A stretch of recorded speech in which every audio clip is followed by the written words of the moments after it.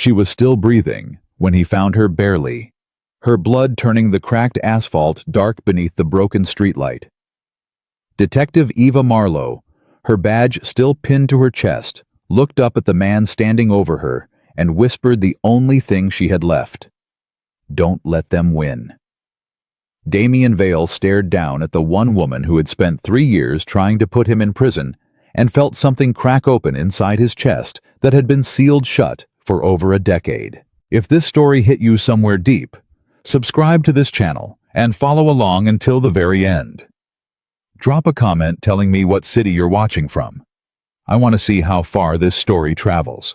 The call came in at 11:47 on a Thursday night, and Damien Vale was not supposed to be anywhere near the industrial district. He had a meeting at midnight, a quiet exchange, 2 men, a parking garage on the east side, and he was already running late because Marcus, his driver of 6 years, had taken a wrong turn off Crane Street, and now they were cutting through the back end of Black Ridge's forgotten quarter, where the warehouses stood empty and the streetlights burned out one by one like dying stars. Damien was looking at his phone when Marcus hit the brakes. "Boss?" One word. That was all Marcus ever needed. Damien looked up. She was in the middle of the road, not standing, not walking. She was on the ground, one arm stretched out in front of her like she had been crawling and simply run out of strength. Her jacket was dark with blood. One side of her face was pressed against the asphalt, and even from 30 feet away, Damien could see the shallow, uneven rise and fall of her back. She was still alive. Barely. Marcus had already stopped the car. "You want me to call it in anonymously and keep moving?" Damien didn't answer right away. He was already reading the situation the way he had trained himself to read every situation: exits, risks, exposure angles. His eyes moved across the dark street. No other cars, no movement in the warehouses, no flicker of light from any of the windows on either side. Whoever had done this had done it cleanly and left without watching. That told him everything. "Leave the engine running," Damien said. He stepped out of the car. The cold hit him first, a sharp November cold that came off the river 2 miles west and carried grit with it. His shoes were expensive, and they made almost no sound on the broken asphalt as he crossed toward her. He crouched down beside her when he was close enough and put 2 fingers against the side of her throat. Her pulse was there. Faint, thready. But there. She made a sound, not quite a word, not quite a moan. Something caught between the two, and her fingers curled slightly against the ground. Damien moved his hand and turned her face gently toward him, just enough to see her clearly. He recognized her immediately. He would have recognized her anywhere. Detective Eva Marlowe, homicide, 7 years with Black Ridge PD. The woman whose case files his lawyer had walked him through twice in the past 18 months. Because she kept getting close, kept pulling threads that led in his direction, kept asking the right questions about the wrong people. She had almost had him 4 months ago. A witness she had tracked down in Harrow County, an old shipping manager who had seen things he shouldn't have seen. Damien's people had moved the witness before the deposition.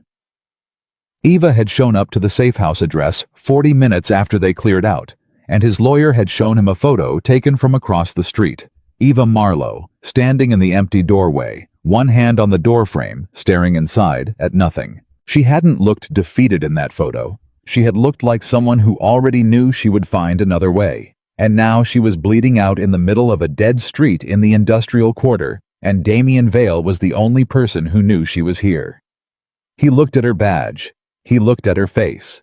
Her eyes opened. They were dark brown. He noticed that the way you notice details when everything else goes quiet. Dark brown and completely alert, even through the pain, even through the blood loss. She looked at him, and he watched her work through it. The confusion, the recognition, the fear. And then he watched something else replace the fear. Not relief, not surrender. Something harder than both of those things. "Don't," she said. Her voice was barely sound. "Don't let them—" "Don't talk," Damien said. I said don't talk." He stood up and looked back at Marcus. "Get the back seat ready. Call Reyes. Tell him we're coming, and he better have everything set up before we arrive."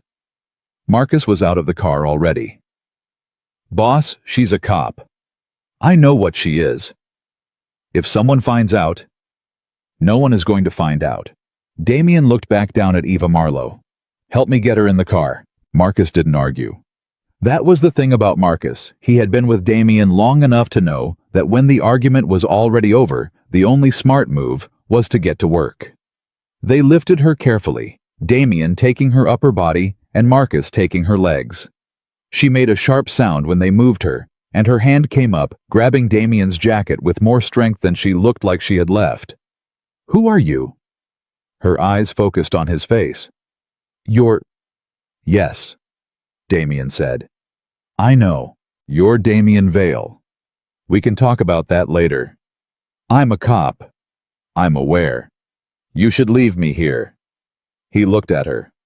Probably. He didn't leave her there.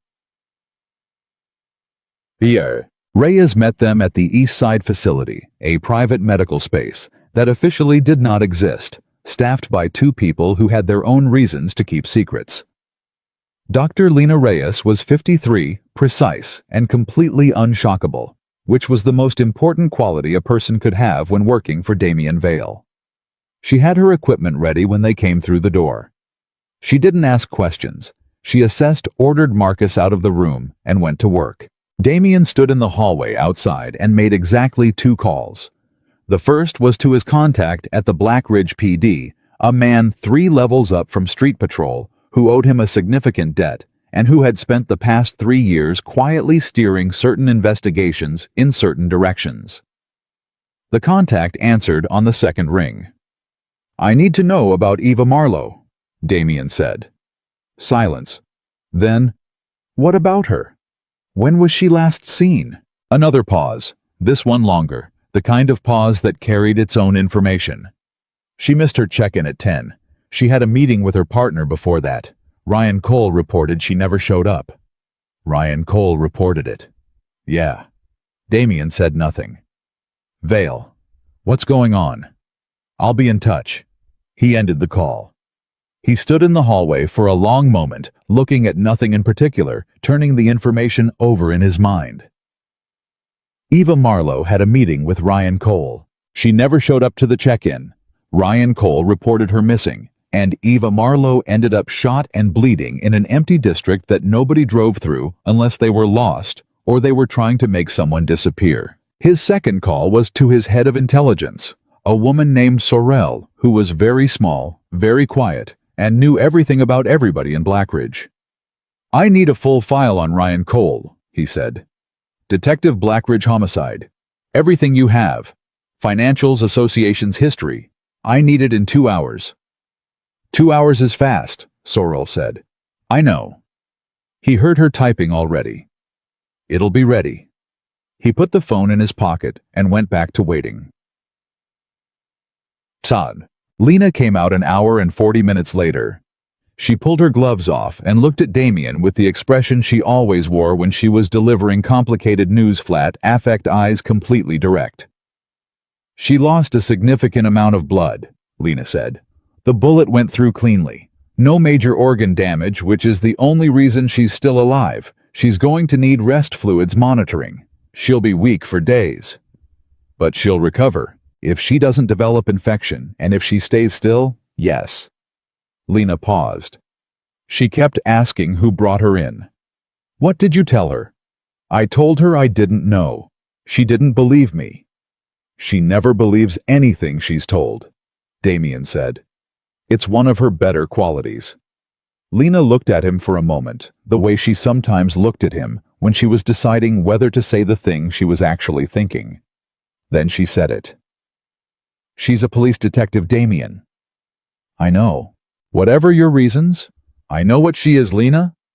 Lena held his gaze another moment. Then she stepped aside. She's awake. Barely. You have maybe 15 minutes before she goes under again. He walked past her into the room. Eva Marlowe looked worse in the light. The blood had been cleaned away, and she was pale underneath it, the gray white of someone who had lost more than the body liked to let go of. There was a line running into her arm. The monitors beside her beeped, soft and steady. Her dark hair was tangled against the pillow, but her eyes were open. and they found him the instant he stepped through the door. "There he is," she said. Her voice was raw, but the sharpness in it was completely intact. "Damien Vale, the most wanted man in Black Ridge City, in my room." "Technically, it's my room," Damien said. He pulled a chair to the side of the bed and sat down. "How are you feeling?" "Like someone shot me." She watched him with those dark eyes. The assessment in them was constant. She was already cataloging, already building a picture. "You saved my life." "It appears that way." "Why?" He looked at her for a moment. "You were dying in the street." "People die in the street every night in this city." "Not in front of me." She studied him. "That's not an answer." "It's the only one I have right now." Something shifted in her expression. Not trust, not even close to trust, but a fractional adjustment, like a scale adding one small weight. "Ryan Cole," she said. The name landed in the room and changed the quality of the silence. "What about him?" Damien said. "He shot me." She said it straight and flat. No wobble in it. No horror. The voice of someone who had already processed the worst part and moved past it into the cold territory of fact. "He drove me out to the district. I thought we were meeting a witness. He shot me from behind, left me in the street, and called in my disappearance before the blood was dry on the asphalt." Damien said nothing. "I know what you're thinking," Eva said. "Do you? You're thinking I'm a cop telling you my partner shot me in a dark district and wondering how much of this you can trust." "Among other things." She reached up slowly. It cost her something, that movement. He could see it in the tightening around her eyes and touched the inside of her jacket. Her fingers moved along a seam. She pulled out a folded piece of paper, small and crumpled, and held it toward him. He took it. It was a list.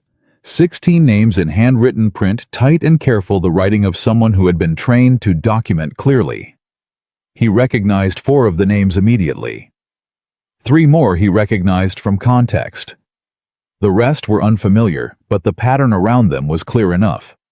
Police officers, civilians, and 3 names that belonged to a network he had been trying to identify for the better part of 2 years. "Where did you get this?" Damien asked. "I built it," Eva said. 14 months of work. Every connection, every transaction I could verify, every name that kept appearing in the wrong places. And when I showed it to Ryan, he said he needed a night to look it over." She paused. "That was 3 days ago.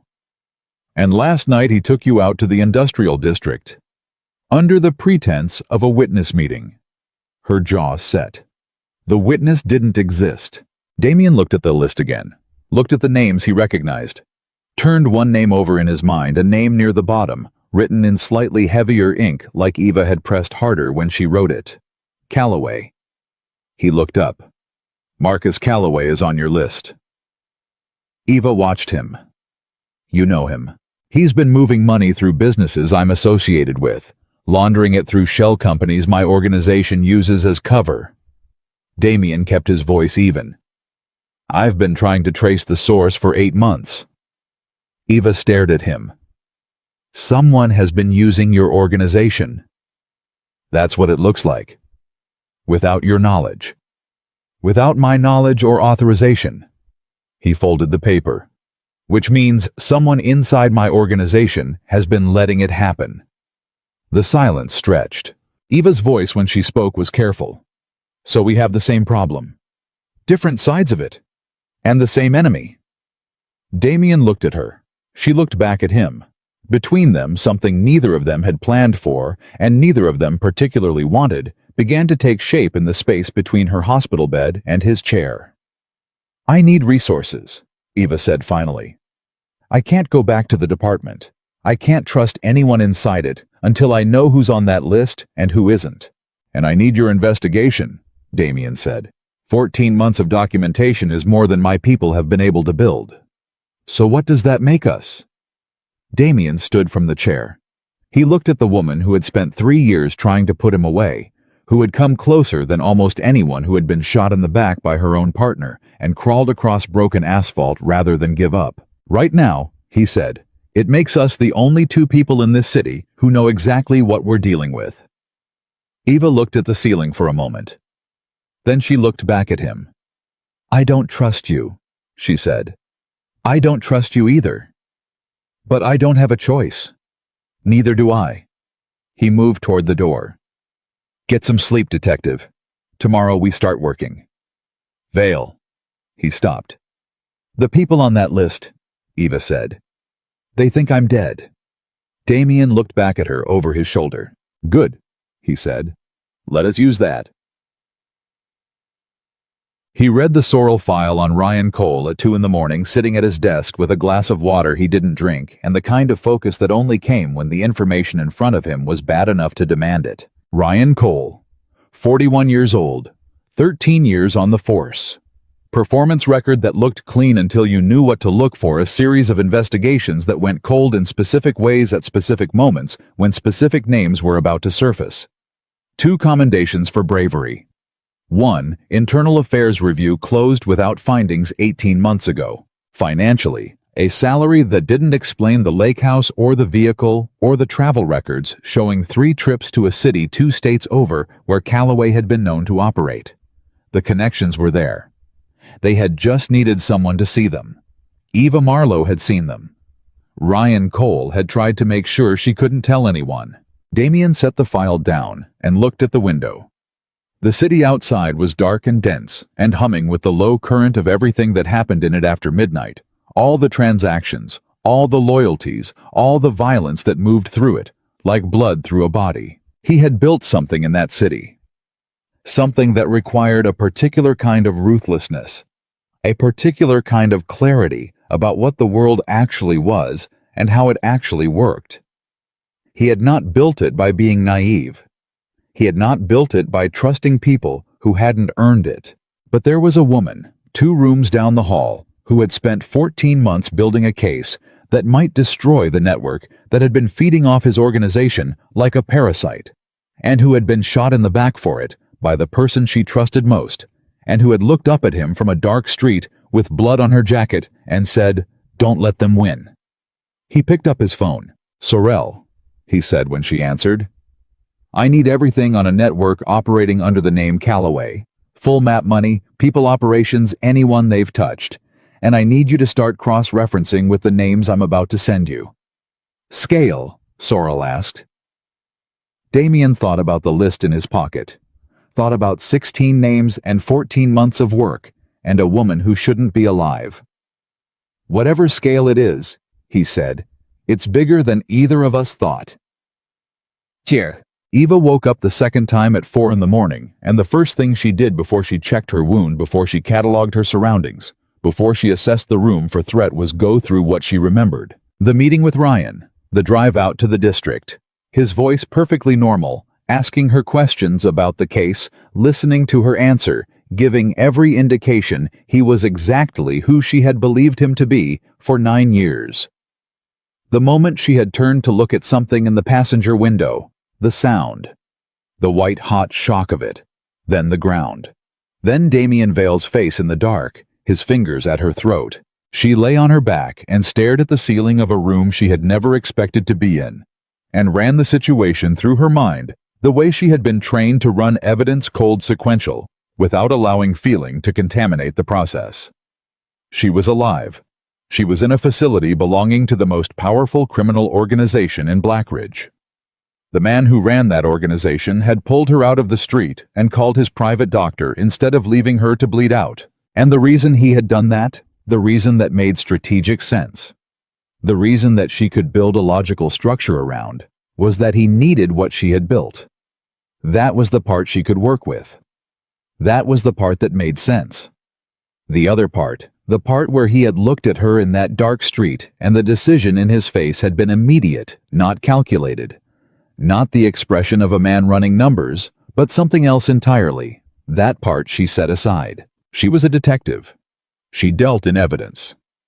And the evidence right now said Damien Vale had saved her life for reasons she didn't fully understand, yet she was in his facility without her weapon and without backup and without anyone in the world who knew she was alive, and the partner she had trusted for 9 years had shot her in the back. Everything she thought she knew had to be rebuilt from the ground up. She heard movement outside the door. A knock, quiet, not demanding. "Come in," she said. It was a young woman she hadn't seen before, carrying a tray with water and something that smelled like actual food. She set it down without speaking and was almost back through the door when Eva said, "Wait." The woman stopped. "What's your name?" Eva asked. A pause. "Petra." "How long have you worked here, Petra?" Another pause, longer this time, the kind of pause that suggested the question was being evaluated rather than simply answered. "Long enough to know that Mr. Vale's instructions are to make sure you have whatever you need and to answer your questions when I'm able to."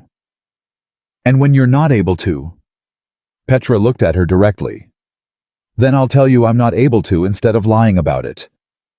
Eva looked at her for a moment. "He hired you?" "Yes. Does he always hire people who tell the truth about what they can't tell you?" Something flickered in Petra's expression, almost amusement carefully contained. "He prefers it," she said. "He says liars cost more in the long run." She left. Eva picked up the water and drank half of it, and thought about a man who preferred people who told the truth in situations where lies would be easier, and tried to square that with everything she had documented about Damien Vale in 3 years of investigation. The two pictures didn't fit neatly together. That bothered her more than she wanted it to. By morning, Marcus had brought her a change of clothes, a phone that Damien had clearly had wiped and reconfigured. She could tell by the clean setup the absence of any previous data, and a folder that stopped her breathing when she opened it. Inside was a financial map, 15 pages of transactions, account traces, corporate shell structures, and payment records, all converging on the same points that her own investigation had been circling for months. Sorrell's work was meticulous and cross-referenced, and showed connections she had not been able to verify on her own because she hadn't had the access. At the top of the first page in handwriting, she was already recognizing as Damien's clean and spare and completely without flourish, was a single line, "Your list and mine lead to the same place." Third page, bottom left. She turned to the third page. Bottom left. One name, circled once. A name she had seen before peripherally as a connection she couldn't quite solidify. Aldrich Bond, city councilman, developer, philanthropist. A man with a face on 3 billboards downtown, and a charity foundation that had been praised in 2 newspaper editorials in the past year. And according to Damien's financial mapping, the central node through which every transaction in the Callaway network passed. Not Callaway himself. Callaway was just a name, an alias, a layer. The man behind it, the man who had built the system that turned the police department into an instrument and used the Mafia's infrastructure as a shadow business, was Aldrich Bond. Eva sat with that for a long moment. Then she picked up the clean phone and typed a message to the number that was already saved under the contact name V. "We need to talk. Today." 3 minutes passed, then conference room. 30 minutes. "Can you walk?" She thought about the wound in her side, the weakness in her legs, the way standing up earlier had grayed the edges of her vision. She typed back, "Yes." She was not entirely certain that was true. But Detective Eva Marlowe had not come this far to sit in bed. No. The conference room was spare and clean, with a long table and several chairs and a window that looked out on nothing revealing. Damien was already there when she came in, leaning against the table, rather than sitting, the Sorrel file open in front of him, and 2 cups of coffee on the table that smelled strong enough to qualify as a controlled substance. He looked at her when she came through the door and tracked her movement the way someone tracks a thing they are assessing for structural integrity, not intrusive, not clinical, just accurate. "You should still be in bed," he said. "Probably," Eva said. She pulled out a chair and sat down before her legs could express an opinion about that. "Aldrich Bond." Damien picked up his coffee. "Aldrich Bond. You've been investigating him." "I've been investigating the money that's been moving through my organization without my authorization. It took 8 months to trace it to him." He paused. Your file got me there in 30 minutes. 14 months of work. I know. He said it in a way that acknowledged what 14 months of work meant, not as compliment, just as recognition of cost. He's been brilliant about it, using my infrastructure as a firewall. If the operation had ever been investigated, it would have pointed at me. And you'd be the one arrested. While he walked away clean. Damien set the coffee down. He's been doing this for years. Not just with my organization. He finds existing criminal infrastructure, embeds his operation inside it, and then uses it as both a revenue stream and a shield. Eva looked at the financial map. How much are we talking about? Conservative estimate, 40 million over 5 years, probably more. And the police connection. He bought people. Ryan Cole was one of several. Some of them probably didn't understand the full scope of what they were involved in initially. By the time they understood, they were too deep to get out. Eva was quiet for a moment. Ryan understood. Yes. Damien said it without softening it. Ryan Cole understood. She nodded once. The movement was controlled and precise, and told him nothing about what it cost her, which he suspected was more than she was going to let show. The evidence, she said. Your financial mapping, my documentation. If we can add transaction records, original records, not copies that can be challenged. There's a vault, Damien said. She looked at him. Bond keeps original records, Damien said. Physical copies, encrypted drives, everything. He's too careful to trust it all to a server that can be hacked or a cloud that can be subpoenaed. Sorrell tracked the location 8 weeks ago. I hadn't moved on it because I didn't have enough of the overall picture to know what I was looking at when I got inside. But now I have your 14 months. He looked at her steadily. And you have my 8. Eva looked at the map, looked at the circled name, looked at the man across the table who was not what she had expected, and not what she had built her case around, and not what anything in her professional history had prepared her for. You understand what we're doing, she said. If this works, if this evidence comes out the way it should, it ends your operation too. The shell companies, the infrastructure, all of it gets exposed. I know. You'd be handing investigators everything they'd need. I know that too. And you're willing to do that. Damien picked up his coffee again. He looked at the window for a moment, a long moment, the kind that meant he was looking at something internal rather than external. Then he looked back at her. Eva, he said. He used her first name without thinking about it, and she didn't correct him. The people on that list have been using my name as a weapon against people who had nothing to do with me. They've been hiding behind my reputation and my infrastructure to do things I would not have sanctioned. He set the coffee down. Nobody uses my name, not without consequences. It was the most he had said at once since she had met him.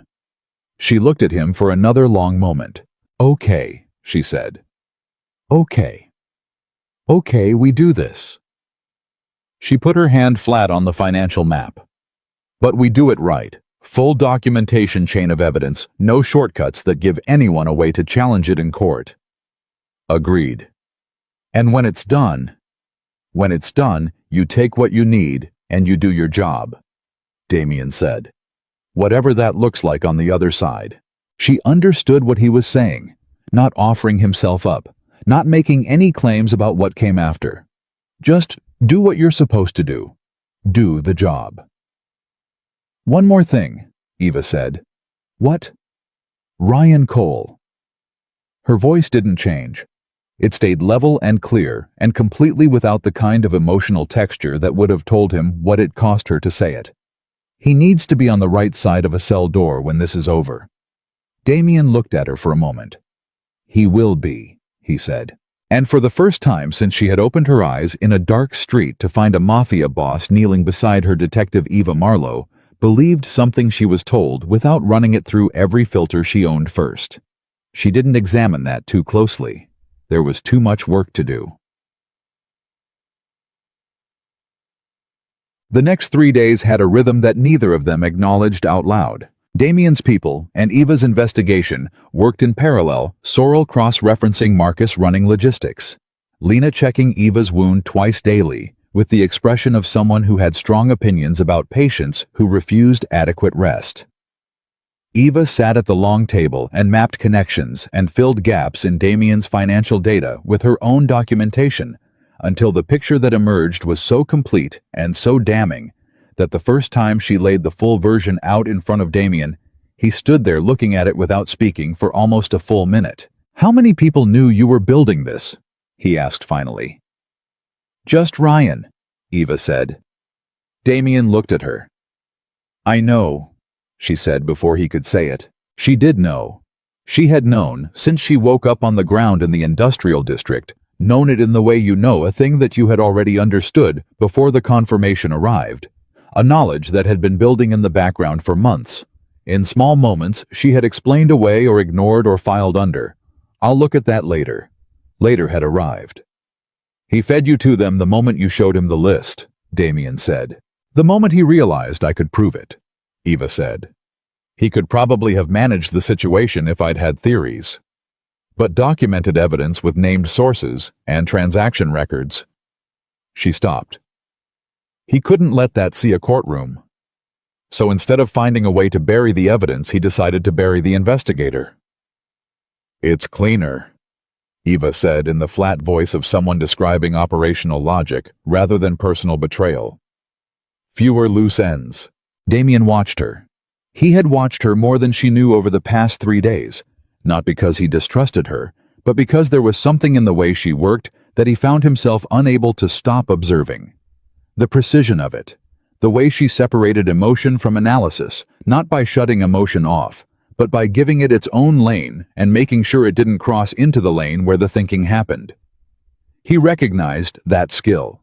He had spent 20 years developing the same one. "Eva," he said. She looked up from the table. 9 years is a long time, he said. Her expression didn't change, but something underneath it shifted, a very small shift. A very controlled one. "Don't," she said. "I'm not doing anything." "The look you're giving me is doing something." She looked back at the table. "I'll fall apart when this is over. Right now I need to think." He said nothing else.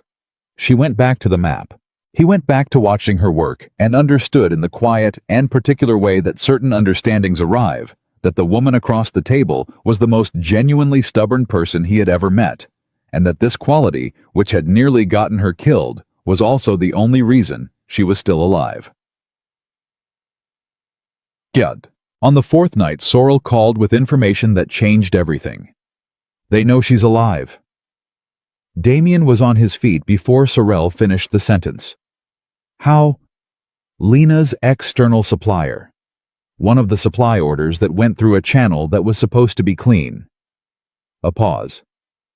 "It wasn't clean. Someone flagged the order and cross-referenced it." "Ryan Cole." "Someone above Ryan Cole."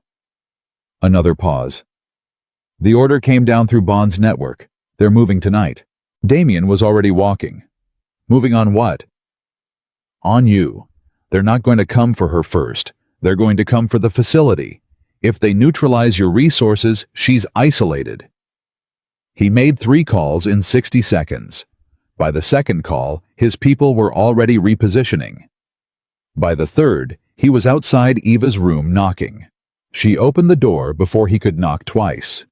She was already dressed. She had been awake, he realized, probably for hours. "I heard," she said. "You heard?" "The walls are thin, and you talk loudly when you're moving fast."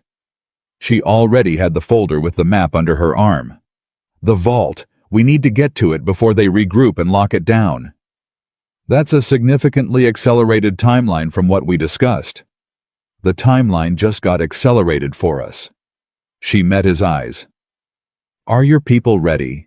Damien looked at her for a long moment. This woman who had been shot 4 days ago and should have been in bed and instead was standing in a doorway, ready to run a field operation against the most dangerous network in Black Ridge City.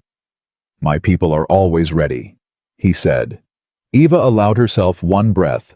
Just one. "Then let's go end this." She stepped past him into the hallway, and Damien Vale, who had spent 20 years operating on the principle that no one was worth the risk of exposure, that every decision came down to calculation, and never to something as unreliable as faith, fell into step beside her. Not behind her, not in front of her, beside her. And somewhere in the part of himself he had sealed off a long time ago, he registered what that meant, and chose not to examine it until there was time. Right now there was only the work, and the city outside dark and dense and finally about to answer for itself.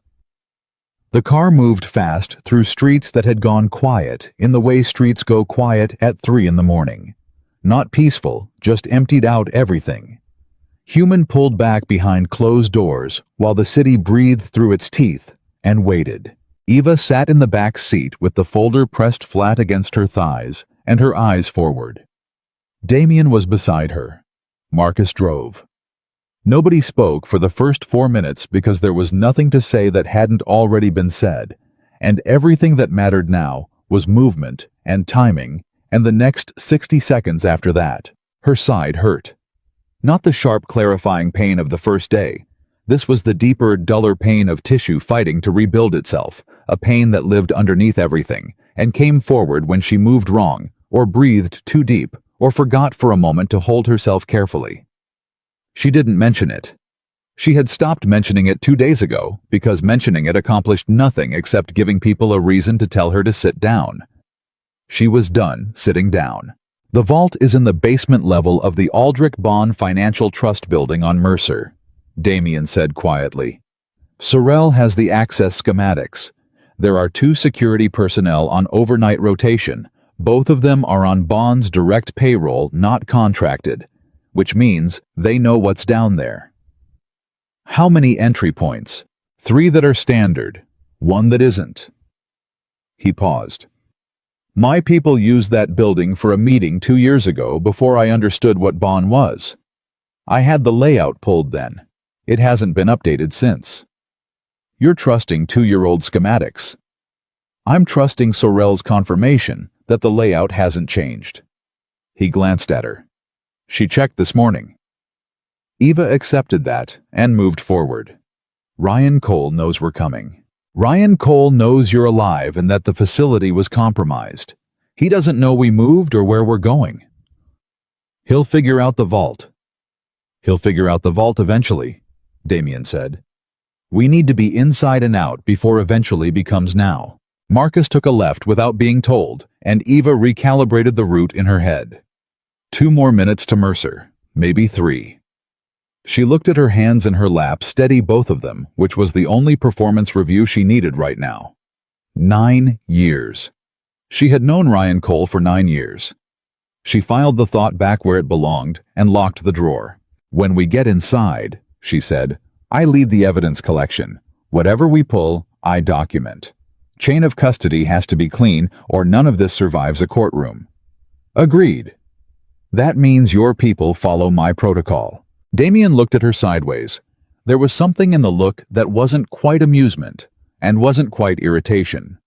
Something between the two, a quality of attention that she had noticed he gave to things that surprised him. My people will follow your protocol, he said. I need that to actually mean something. It means something, he said, and his voice had the quality of a statement rather than a reassurance, factual, grounded, not performing conviction, but simply expressing it. She looked back at the road. Vale? What? If this goes wrong tonight, it's not going to go wrong. But if it does... She kept her eyes forward. The list. The documentation I built. Copies are in 3 locations I haven't told you about. If something happens to me, my contact at the federal level gets an anonymous delivery within 48 hours. Silence for a moment. You set that up before you came with me tonight, Damien said. I set that up before I woke up the second time, Eva said. The moment I could hold a pen. Another silence. Then very quietly, good. She didn't look at him. But something settled in her chest that had been braced and tense since the moment she'd opened her eyes in a dark street 4 days ago. They pulled onto Mercer. The building ahead of them was dark and clean-faced and entirely ordinary-looking, which was, she understood now, the whole point of Aldrich Bond. Everything ordinary looking. Everything hiding something underneath. Marcus cut the headlights 2 blocks out. It was time. Getting in took 11 minutes. The non-standard entry point was a loading access on the north side, a door that existed on older versions of the building's registered schematics and had been quietly removed from the current filings. Damien's 2-year-old knowledge, plus Sorrell's verification, meant they knew exactly where it was and exactly what it took to open it, and the man Damien had brought for the purpose, a quiet, compact individual named Trent, who had not introduced himself and did not appear to feel the need had it open in 40 seconds. They moved through the building in a formation that Eva recognized from tactical training, even though nobody here was wearing a badge. Trent first, then Damien, then Eva, then a second man named Colum, who brought up the rear and moved like someone who had been doing exactly this kind of thing for a long time. The overnight security personnel were handled without violence. Damien's phrasing, and she had not asked what it meant in practice, because she had enough to think about, and because the 2 guards she passed, seated and secured, appeared uninjured. The basement level had a different quality to it. Cooler, quieter. The sound absorption of a space designed to be unobtrusive. It was lit by recessed fixtures that came on automatically when they entered motion triggered, and the first thing Eva noticed was that it was larger than the schematics had suggested. The second thing she noticed was the vault. It was not dramatic. It did not look like the kind of vault that appeared in movies, no enormous steel wheel, no obvious imposing presence. It was a reinforced room with a biometric access panel and a door that sat flush with the wall and would have been easy to miss if you didn't know it was there. Damien stopped in front of it and looked at the panel. "Sorrell said we'd need a secondary bypass," Eva said. "She sent it." He pulled out his phone and read something off the screen to Trent, who produced a small device and connected it to the panel's secondary port with the practiced ease of someone who had done this kind of thing enough times that it had stopped feeling remarkable. 30 seconds. The door clicked. Eva breathed. They went in. What was inside was not $40 million in cash, and it was not weapons, and it was not drugs. It was paper.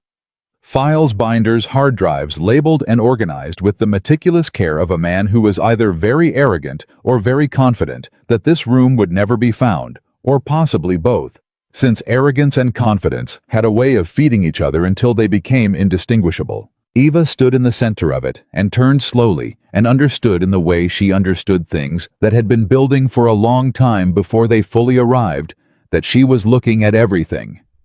Not just the Black Ridge operation. Everything. Dates and locations, and names and transaction records going back 11 years, spanning 4 cities, involving not just police officers and criminals, but judges and developers, and city officials and federal contractors. The Black Ridge network was not the whole picture. It was one piece of a much larger architecture that Aldrich Bond had spent over a decade constructing. She said nothing for a moment. Then she said, "Damien." He was already beside her looking at the same files. "I know," he said. "This is bigger than... I know. This isn't just Black Ridge." "I know, Eva." His voice was quiet and completely level. "Start documenting. We have limited time." She started documenting. She moved through this room with the systematic efficiency of 14 months of training, photographing, cataloging, logging each item in the sequence required to make it defensible in court. Damien's people assisted without needing to be directed, which told her he had briefed them, which told her he had thought this through far more carefully than the last few days' urgency had made apparent. 17 minutes into the process, her phone, the clean phone Damien had given her, buzzed once. She looked at it. "Sorrel Cole is moving. 3 vehicles. Heading toward Mercer. ETA 14 minutes. She looked up. Damien was already reading the same message on his own phone. 14 minutes, she said. "We need the drives," he said. "The paper we can document and photograph. The drives are the originals, that's what survives a defense challenge." She was already moving toward the row of labeled drives on the far shelf. "How many?" Trent was counting. 11. Take all of them. She looked at Damien. We take all of them, and we go. That's theft of evidence before it's legally documented. That's preservation of evidence before it's destroyed. She met his eyes. Ryan Cole's people won't be coming here to secure this room. They'll be coming here to empty it. He held her gaze for 1 second. 2. Call 'em, he said. The drives. Column moved. They were out of the vault with 12 minutes left on Sorrell's estimate, 8 drives and 3 critical binders, and a photographic record of everything they hadn't been able to carry, and they moved back through the building, the way they had come in, fast, clean, no unnecessary sound. They were in the car with 7 minutes to spare, when 3 sets of headlights turned onto Mercer from the south end. Marcus didn't need to be told. He pulled out north. Eva watched the headlights in the side mirror until they disappeared behind a corner, and she sat back against the seat and let herself have exactly 3 seconds of something that wasn't quite relief and wasn't quite triumph, but lived somewhere between the two. 3 seconds. Then she opened the first binder on her lap and went back to work. Damien watched her. He had been watching her in one way or another for 4 days now, and the picture that had assembled itself over that time was not the picture he had held of Eva Marlowe for the 3 years she had been circling his organization. That picture had been professional, a threat to be managed, an investigator to be monitored, a name that came up in his lawyer's calls with consistent frequency, because she was careful and she was persistent, and she was better at her job than most of the people doing it. The picture he had now was something he didn't have clean language for. She was reading the binder in the moving car in the dark, with a small flashlight she had apparently produced from somewhere, taking notes on a pad she had gotten from Lena at some point, without his noticing. And her face held the expression it always held when she was working, intense and inward, and completely focused, not blank, but the opposite of blank, alive with the processing of information in a way that was almost visible. She had been shot 4 days ago. She had lost enough blood that Lena had told him afterward that another 20 minutes on that street would have been fatal. And she was reading evidence files in the back of a moving car at 3:40 in the morning and making notes. He thought about the woman his contact had described when he first became aware of Eva Marlowe, a cop who worked cold cases on her own time, who filed reports with a level of detail that made other detectives' documentation look like first drafts, who had been passed over for advancement twice because her clearance numbers were high, but her supervisors found her difficult. Difficult. He had wondered when he first read that what difficult meant in practice. Now he knew. Difficult meant she did not stop. Not for protocol, not for hierarchy, not for the judgment of people who found her inconvenient, not for a bullet. There's a name in here, Eva said without looking up from the binder. Which name? Marcus Calloway. Your name for him. His real name is Jerome Pettit. He's been operating under Calloway as an alias for 9 years. She turned a page. He's not a contractor for Bond. He's a partner. Equal stake. They built this together. Damien processed that. That changes the exposure map. It changes everything. She looked up at him. If Pettit goes down, he has every incentive to negotiate. He knows where every piece is buried. He could deliver Bond completely. She held his gaze. But it also means Bond has a partner who can warn him. If Pettit gets wind that this room has been accessed, Bond disappears. Tonight, Eva said. We have tonight. Maybe tomorrow morning. After that the window closes. Damien was already thinking 3 moves forward. We need to make a decision about how this gets used. There's only one way this gets used correctly, Eva said. Her voice was certain, and the certainty in it was not the kind that came from stubbornness, but from having thought it through so thoroughly that doubt simply didn't have a foothold. Federal level, not Black Ridge PD. We can't trust the department until we know every name on that list. Not the mayor's office. Federal. You have a contact. I have someone I trust. Someone who's been outside Black Ridge for the past 3 years and has no connection to Bond's network. She closed the binder. I need to make a call. Damien looked at her steadily. Using information you got from my organization. Using information we got together, Eva said. She didn't flinch from his gaze. I know what that means for you. I know what it costs. I'm not pretending otherwise. A long moment. The car moved through the dark streets. Make your call, Damien said. Special Agent Diane Marsh had worked federal organized crime for 16 years, and she answered her phone on the third ring, regardless of the hour, because that was the kind of person she was, the kind who understood that the hour rarely factored into whether something was important. Marlowe. Her voice was carefully neutral, in the way the voices of people who had been in this business long enough got carefully neutral, not cold, just stripped of unnecessary reaction. You've been reported missing. I've been watching that for 4 days. I wasn't missing, Eva said. I was recovering. From Ryan Cole shot me. Silence. The specific silence of someone very controlled receiving information that tests that control. Then, tell me. Eva told her, not everything. Not Damien's involvement. Not the specifics of the facility. Not the elements that would trigger a parallel investigation before the primary one could be established. She told Marsh about the list, about the 14 months of documentation, about Aldrich Bond and Jerome Petit and the vault on Mercer, and what they had pulled out of it tonight. She told Marsh enough. Marsh was quiet for a long time after Eva stopped talking. You have the drives, Marsh said finally. I have them. In your possession, right now. Right now. Eva. The careful neutrality had shifted slightly, not breaking, just bending towards something more direct. I need to know who helped you access that vault. A pause. Eva looked at Damien in the dark of the car. He was watching her. His expression was entirely still. I had assistance from a source who is not the subject of federal investigation, Eva said.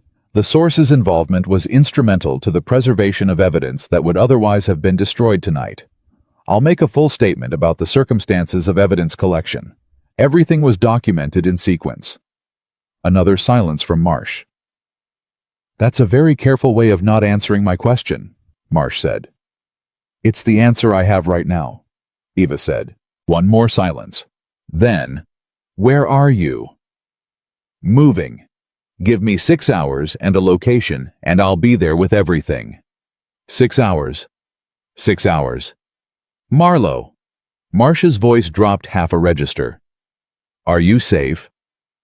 Eva looked at Damien. He was still watching her. In the low light of the car, his face was unreadable, in the way faces get when the person behind them has decided something and is waiting for the moment to act on it. Yes, Eva said. I'm safe. She ended the call. The car was quiet. You didn't tell her, Damien said. I told her what was relevant to the investigation. I'm relevant to the investigation. You're relevant to a different part of the conversation, Eva said. A part that happens after the primary case is secured. She looked at him directly. I'm not protecting you. I'm sequencing correctly. Those can both be true. She held his gaze. Yes, she said. They can. Marcus made a turn. The city outside shifted around them, the character of the streets changing as they moved further from the commercial district into something older and quieter. 6 hours, Damien said. 6 hours, Eva confirmed. Neither of them said what 6 hours meant for his side of the equation. They both knew. 6 hours before federal involvement became official was not much time for a man who ran an organization that would need to be managed, contained, prepared for what was coming. It was not much time at all, but he didn't ask for more. Marcus, he said, take us back to the east side. Troy. The east side facility was quiet when they arrived, but it was a different kind of quiet than they'd left it, a braced. Quiet, the silence of a place where people were alert and waiting, rather than simply resting. Damien's people had clearly been active while they were gone. Petra met them at the door with the expression of someone who had not slept and had spent the intervening time doing things that needed to be done. Sorrell's been calling, Petra said to Damien. She says it's urgent. It's always urgent. He looked at Eva. Go inside. Lena will want to check you. Lena can check me in 20 minutes. I need to secure the drives first. He almost said something.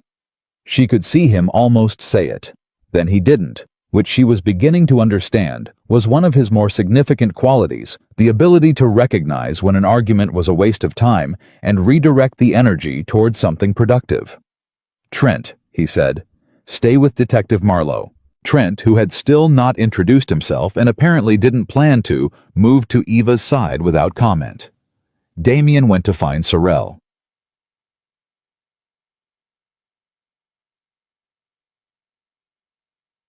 What Sorrel had to tell him took 4 minutes and rearranged everything. She was waiting for him in the small back office, her laptop open, 2 phones on the table beside it, and the expression she wore when the information was serious enough to require she deliver it in person rather than by text. Jerome Petit, she said before he sat down. Damien went still. He's dead, Sorrel said. An hour ago. His body was found in a parking structure in the Harrow district, single gunshot. She paused. It wasn't Cole's people. Then whose? Bon. She turned her laptop toward him. A security feed timestamp 47 minutes ago, a parking structure Damien recognized by layout. This is the camera at the south exit. Watch the vehicle at the 4-minute mark. He watched. A black car. City-registered plates, he recognized the format. It stopped at the exit, held for exactly 8 seconds, then pulled out. Those plates belonged to a city vehicle. A vehicle registered to the office of the Black Ridge City Council. Damien sat down. Bon had his own partner killed, Damien said. Petit was the only person who could have negotiated a deal that implicated Bon directly, Sorrel said. With Petit gone, Bon thinks he's clean enough to survive whatever comes next. Damien looked at the frozen image on the screen. He doesn't know about the vault. He knows the vault was accessed. Ryan Cole reported it 20 minutes after his people arrived on Mercer. She paused. But he doesn't know what we took. Cole's team reported the vault appeared intact. They didn't go inside. They weren't authorized to. Sorrel's voice was even. Cole told them to assess and report. Bon thinks we broke in, got spooked when Cole's vehicles appeared and ran without taking anything. Damien processed this. He thinks we failed, Damien said. He thinks you tried and failed, Sorrel confirmed. He's moving tonight. We believe he's planning to relocate the vault's contents before morning. But the contents are already gone. The contents are in this building. Sorrel closed the laptop. Damien, if Bon sends people to empty that vault and finds it already empty, he will know immediately that he underestimated what happened on Mercer. And he will understand the timeline. He'll run. He'll run tonight, before federal involvement can be established. Damien sat with that for exactly the time it took to fully understand what it meant, and then he stood up. Where is he right now? He said. His residence, the Alder Park address. Alone, 4 security personnel, 2 vehicles in the garage. A pause. And Ryan Cole arrived there 30 minutes ago. Of course he did. Of course Ryan Cole, having failed to confirm Eva's death and having found the vault breached, had gone directly to Bon. Not to report. Not simply to report. To reposition. To make sure that whatever happened next, Cole was standing close enough to the center to survive it. Damien thought about a parking structure in Harrow District. He thought about what happened to the last person who had been close to the center when Bon decided to clean house. Sorrel, he said. Is Cole aware of what happened to Petit? Her expression shifted. Not much, but he could read her expressions. I don't believe so. Not yet. Damien thought about this. There was a version of what came next in which Ryan Cole, the man who had shot Eva Marlowe in the back and left her to die on a dark street, walked into a situation he did not understand. And there was a certain elegant justice in that, a certain cleanness to the outcome. And Damien Vale had spent 20 years making decisions based on elegant outcomes and clean operational logic. He walked back to where Eva was working. Adieu, She had the drives laid out on the table and was going through them with Trent standing watch and a systematic focus that didn't break when Damien came through the door. She looked up, read his face, and was on her feet before he said a word. "What happened?" she said. "Pettit is dead. Bon had him killed an hour ago." She absorbed this in the way she absorbed hard information, fast, clean, no performance of reaction. "Cole is at Bon's residence." "How did you—" "Because that's what Cole would do," she said. "He's repositioning. He doesn't know yet that Bon is cleaning house." She looked at Damien. "Cole doesn't know he's next." "Probably not." "So we have a window." "What kind of window?" Eva looked at the drives on the table, looked at Damien. "Bon thinks the vault was untouched. He's going to send people to empty it tonight. When they get there and find it already stripped, he knows within the hour that he's exposed, and Cole is sitting in his house when that happens." She let that sit for a moment. "A man like Bon, when he's cornered, he doesn't negotiate and he doesn't run with loose ends. Cole becomes a loose end the moment Bon understands the vault is empty." "Exactly." She held Damien's gaze. "I need Cole alive. I need him in a courtroom. Whatever his crimes, whatever he did, I need him standing in front of a jury, not turning up in a parking structure in the Harrow district." Damien looked at her for a long moment. There were things he could have said. About Ryan Cole and what Ryan Cole deserved. About the kind of justice that existed outside courtrooms, in a city where courtrooms themselves had been compromised. About the fact that Cole's death at Bon's hands would, in a cold and operational sense, be a simpler outcome. He didn't say any of them. "We need to get Cole out of that house," he said instead. Eva's expression shifted. Not relief, not gratitude. Just a fractional adjustment. The recalibration of someone who had expected resistance and was now recalculating without it. "I can call him," she said. The silence that followed that was the loudest silence Damien had heard in the past 4 days. "You want to call the man who shot you?" he said. "I want to use the fact that he thinks I'm dead." She was already thinking through it. He could see the mechanism of it moving behind her eyes. "If I call him, if he hears my voice, he'll be destabilized. He'll be terrified," she said. "And a terrified man makes mistakes. He might run, he might panic and say something on a recorded line." She paused. "Or he might come to me." "And walk into what?" "Walk into a conversation with a federal agent," Eva said. "If I can get Cole to leave Bon's residence before Bon's people go to the vault and understand what happened, Cole might survive the night. And if he survives the night, there's a chance he talks." Damien was quiet. "He shot you," Damien said again. "Not accusation. Something else. I know what he did." Her voice was level. "I also know what he can give us in a courtroom." She looked at the drives. Bon on his own is one case. Bon with Cole's testimony is every case. It's every city. It's 11 years of operations across 4 states. Damien understood she was right. He understood it, and he didn't like it, which was its own kind of information, the kind that arrived without an invitation and told you things about yourself you hadn't asked to know. "Make the call," he said. She picked up the clean phone. Her hand on the phone was steady. He watched her dial the number, Ryan Cole's number, a number she had called 1,000 times in 9 years, and he watched her face settle into something that was not emotion, and was not the absence of emotion, but was the deliberate management of both the expression of a person holding a very heavy thing very carefully. It rang twice. "Ava!" Ryan Cole's voice came through the speaker. She had put it on speaker without being asked, without him having to request it, just done it so he could hear.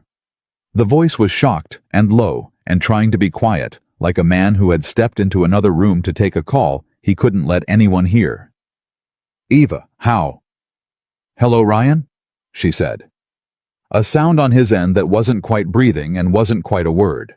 "I'm going to make this very simple," Eva said. Her voice was completely controlled. "I'm alive. I have everything. And right now the man you're sitting with is about to understand that the vault on Mercer is empty." She paused. "You have about 30 minutes before you stop being useful to him. Silence. You know what happens to people who stop being useful to him, Eva said. You were in the parking structure at Harrow District 40 minutes ago. You saw what they brought out. A sharp intake of breath. He hadn't known about Petite. He knew now. Eva? His voice had changed. The shock had curdled into something raw. Eva, don't, she said. Her voice stayed level, stayed clean. Don't explain it to me. Not right now. Right now I need you to get out of that house, and I need you to call the number I'm about to text you. She paused. If you do that, if you walk out right now and you make that call, there's a conversation to be had. There's a process. There's a courtroom instead of a parking structure. A long silence. Damien watched her face. It gave him nothing. Why would you? Cole's voice cracked on the second word. He stopped, restarted.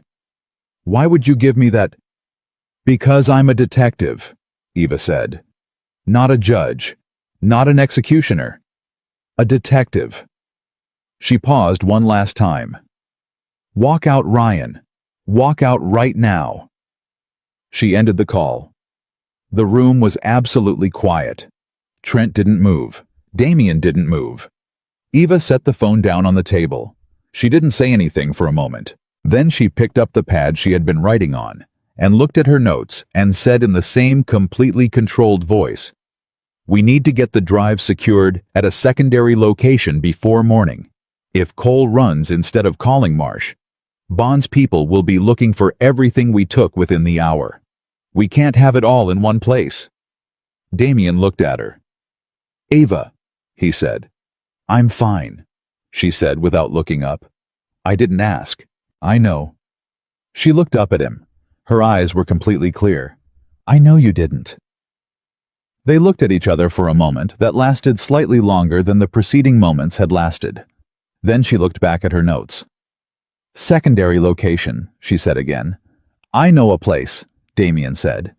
And he did, and they went.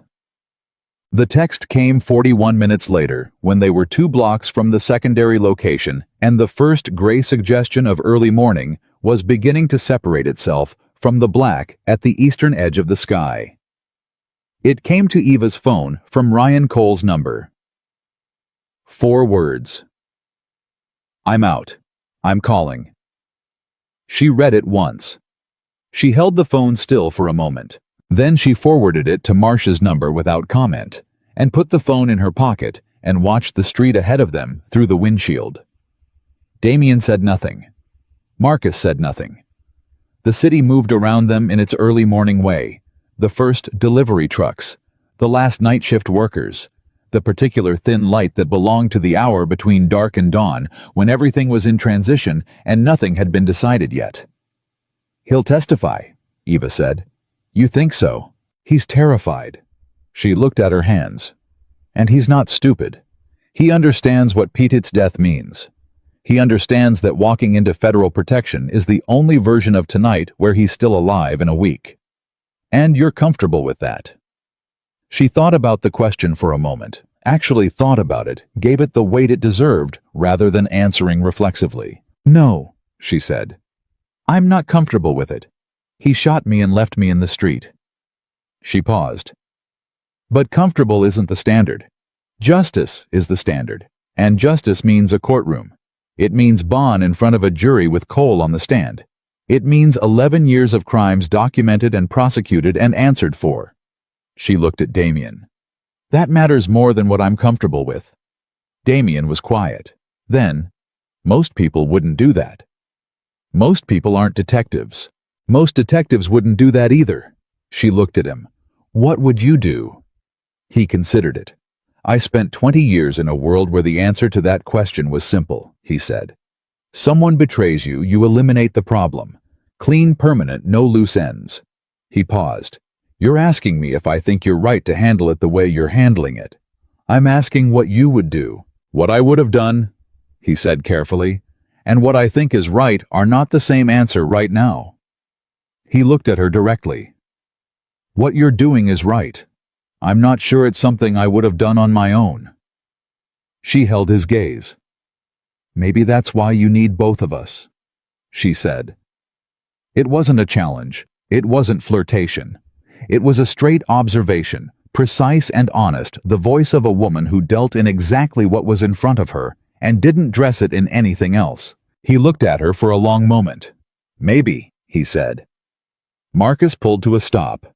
They were there. The drives were going into a secured location known to 3 people on Earth, and exactly 0 people connected to Bond's network, and the evidence that Aldrich Bond had spent 11 years constructing in the belief that it would never be found was now in federal hands by proxy.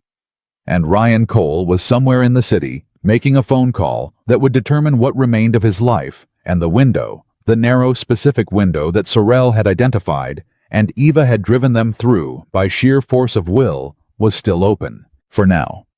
Damien stepped out of the car and looked up at the sky where the black was thinning at its edges. 6 hours, he thought.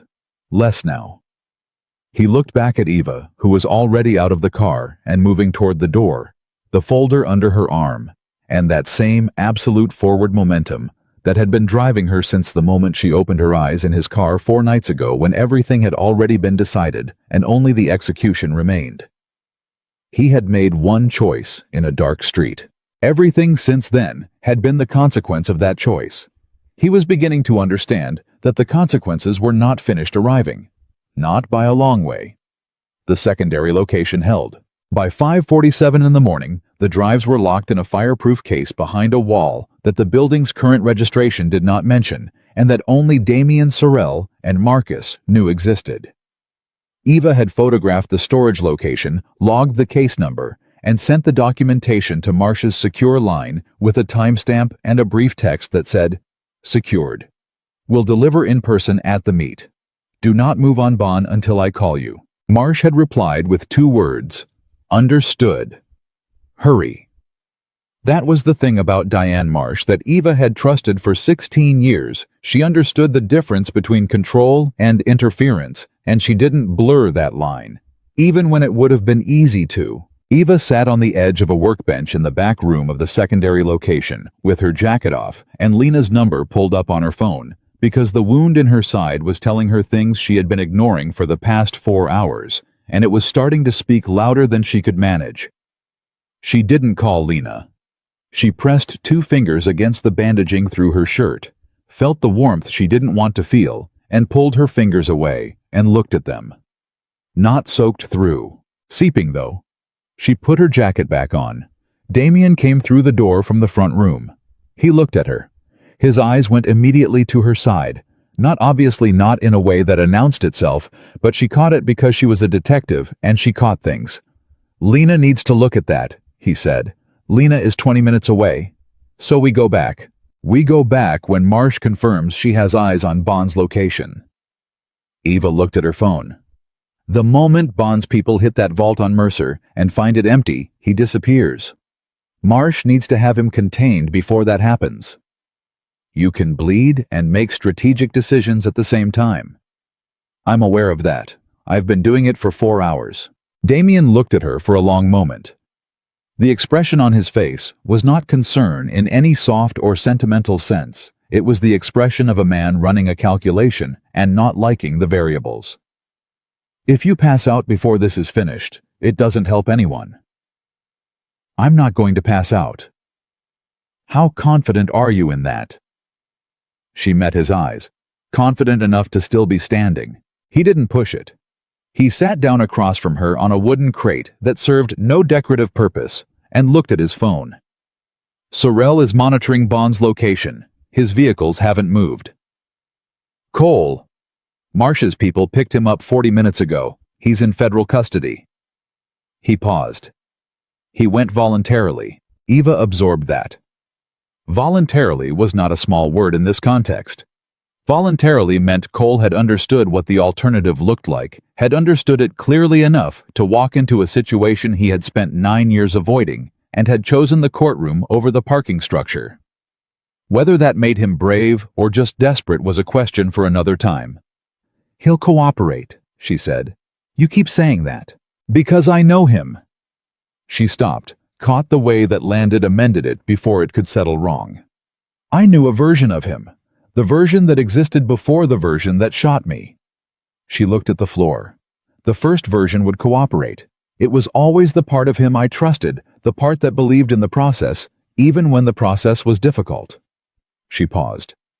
Clearly, at some point, he stopped believing in it. Or someone gave him a reason to stop. She looked up. Damien's expression was even not pushing, just offering the tone of a man who had spent 2 decades watching people make the choices that compromised them, who understood the architecture of corruption from the inside out. Money, Eva said. Money, fear. A problem that needed solving and someone who offered a solution that seemed contained. And then another problem, and then another. He looked at her steadily. It almost never starts as a decision to become a criminal. It starts as a decision to survive one bad moment. You sound like you know. I know everyone who's ever worked for me, he said. I know how they got there. She was quiet for a moment.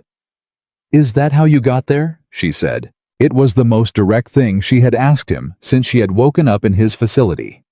She watched him receive it. No flinch, no deflection. Just that characteristic stillness that she was beginning to understand was not coldness, but a kind of density, a weight to the way he occupied a moment. No, he said. I got there differently.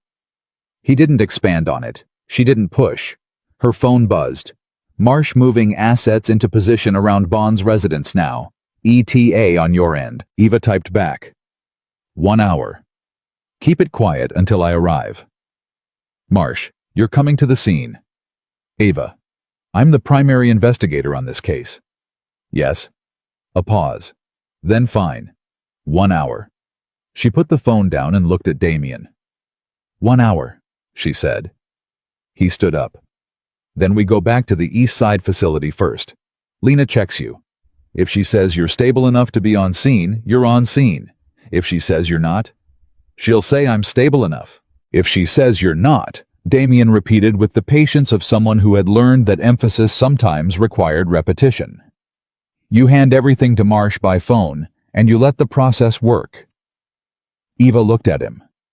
I've spent 14 months building this case, she said. I know. I was shot for this case. I know that too. Damien. Eva. He said her name in the same way she had learned. He said things that were important, not loud, not forceful, but with a quality of weight that made it land differently than other words. You're not going to be useful to this case, or to anyone else, if you bleed out on a federal operations scene because you were too stubborn to let a doctor look at a wound. He looked at her directly. Let Lena check you, then we go. She held his gaze. The we was not lost on her. She had noticed it approximately 40 minutes ago and had not examined it yet because there had been no time, and because examining it felt like a luxury she hadn't earned yet, a thing that could wait until the immediate crisis resolved itself. Fine, she said. She stood up. Her side reminded her that standing was a position it had opinions about. She overrode the opinion and moved toward the door. For the record, she said as she passed him, I was not going to pass out. Noted, Damien said, and fell into step behind her. Lena worked in silence, and with the focused economy of someone who did not waste movement or words when neither were necessary. She cleaned the wound, which had in fact seeped more than Eva had acknowledged, rebandaged it with the kind of tight professional competence that communicated disapproval without requiring language, and administered a local anesthetic that Eva didn't ask the name of, and Lena didn't offer. 48 hours of genuine rest after this is over? Lena said, snapping her kit closed. Understood. I'm not asking, I'm telling you. 48 hours. Understood, Lena. Lena looked at her, then looked at Damien, who was standing by the door, then looked back at Eva with the expression of someone who had drawn a conclusion and was choosing not to articulate it. Don't get shot again today, Lena said, and left the room. Eva put her jacket back on. She likes you, Damien said. She likes very few people. Eva checked the time. 40 minutes. He was already moving. Who won't? Sorrel called at 6:22 with the news that changed the timeline. Bon is moving, she said. Not his vehicles he's calling out. He's on an encrypted line right now and I can't get the content, but I can see the pattern of it. He's making operational calls. Damien was in the front seat. Eva was in the back. Marcus was already pushing the speed limit. "How many calls?" Damien said. "6 in the past 12 minutes. Short structured. He's activating something." Sorrel's voice had the particular quality it got when she was managing multiple information streams, at once slightly faster, slightly flatter, like a machine that had been asked to run harder. "Damien, I think he knows about the vault."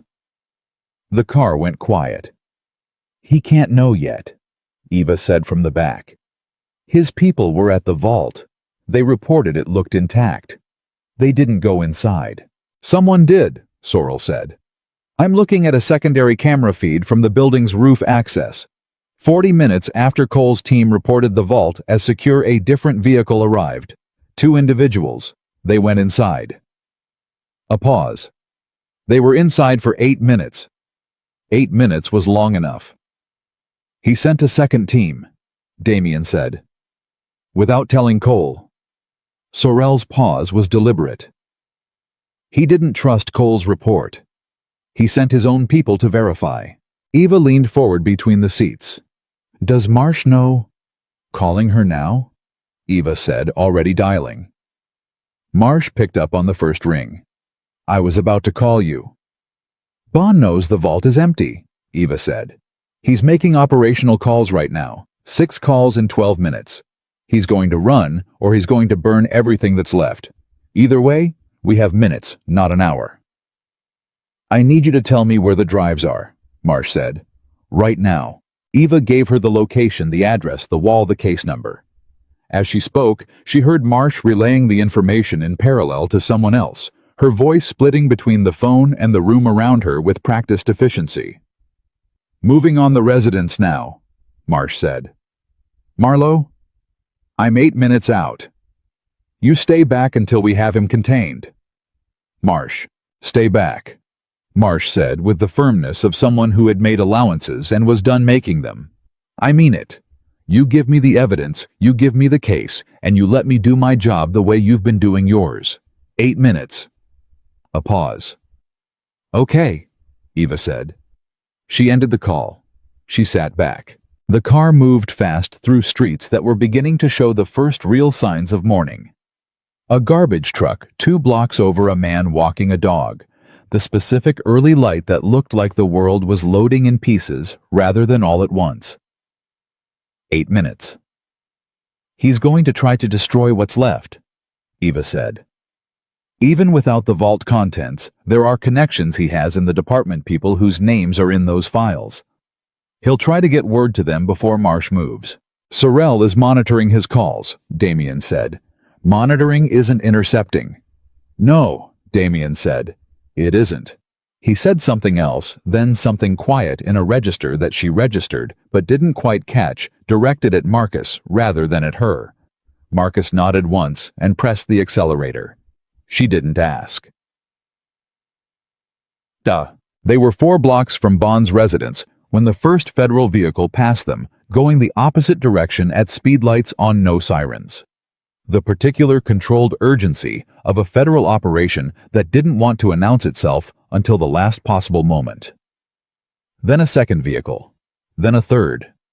"Marsh is moving," Eva said. Her phone rang. Unknown number. She almost didn't answer it, and then answered it because unknown numbers at 6:28 in the morning during a federal operation were not calls you let go to voicemail. "Detective Marlowe." The voice was male, calm, precise, and entirely unfamiliar. "You don't know me." She went still.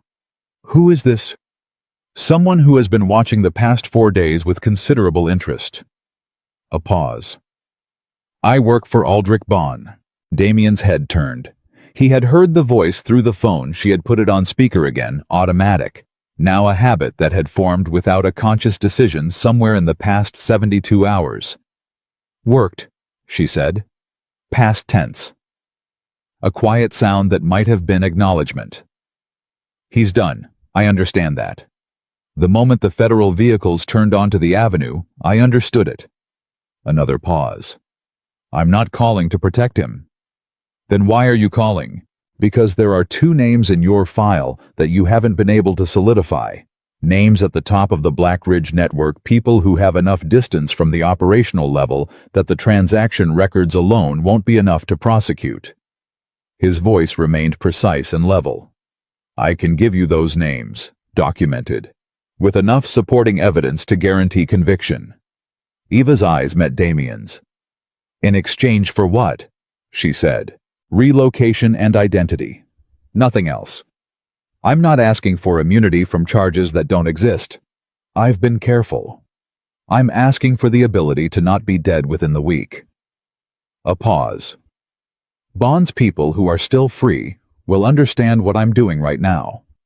I'd prefer to be somewhere else when they understand it. She thought for exactly 3 seconds. Name, she said.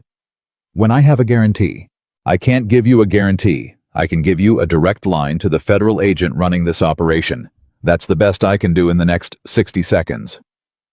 Silence. Give me the number, the voice said. She gave him Marsh's number and ended the call and immediately called Marsh. You're about to get a call, she said when Marsh picked up. Take it. The person calling has 2 names at the top of the network and documentation. He wants relocation. She paused. It's legitimate. Take the call. How do you know it's legitimate? Marsh said. Because if he were a decoy, Bond would have used someone I knew. A familiar voice, a familiar name, something designed to create hesitation. He used a stranger. She paused. It's someone Bond trusted enough to give access, and who is now getting out before the walls come down. Take the call. A breath on Marsh's end. All right. Eva ended the call. Marcus had slowed to a stop, 2 blocks from Bond's residence, behind a line of sight that kept them off the operational perimeter that Marsh's people had clearly established. She could see the outer edge of it. 2 agents in plain clothes at the corner managing the street with the kind of casual competence that looked like ordinary pedestrians until you knew what to look for. We wait here, Damien said. She wanted to argue. She didn't. She had given Marsh everything she had. The evidence, the case, the source, the names. Everything she had spent 14 months building and the past 4 days nearly dying to protect. She had put it in the right hands, and now the right hands needed space to work. She looked at the residence 2 blocks ahead at the unmarked vehicles and the positions she could half read from this distance, and she made herself stay in the car. Beside her, Damien said nothing. He was good at that, at occupying silence without filling it unnecessarily.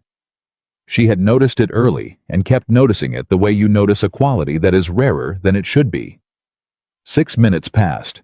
Then her phone rang again. Marsh. We have him, Marsh said. Bond is in custody. His security personnel are being processed. Nobody fired a weapon. A pause. Your source called. The 2 names he provided, I know both of them. He's right that we didn't have enough without him. With his documentation, we do. Another pause. Marlowe. What? You did good work. Eva looked out the window at the morning light on the street. Thank you, she said. She ended the call. She sat in the quiet car for a moment. Then she said to no one in particular, and to the one person in particular who was sitting beside her, It's done. Damien said nothing. But she heard him let out a breath, very quiet, barely audible, and it was the first time in 4 days she had heard anything like relief from him, and it landed in the car between them, with a weight that neither of them chose to name. Heck, what came next had the quality of an aftermath, not peace. Aftermath was never peace.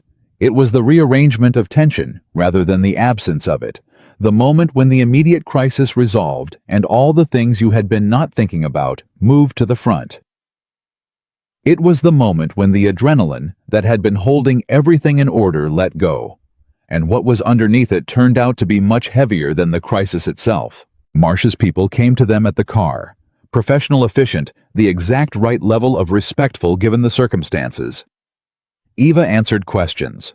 She gave her statement in the car, then in a mobile command vehicle that had been set up 2 streets over, then on her phone, with 2 additional federal attorneys who had been mobilized by the time the sun was fully up.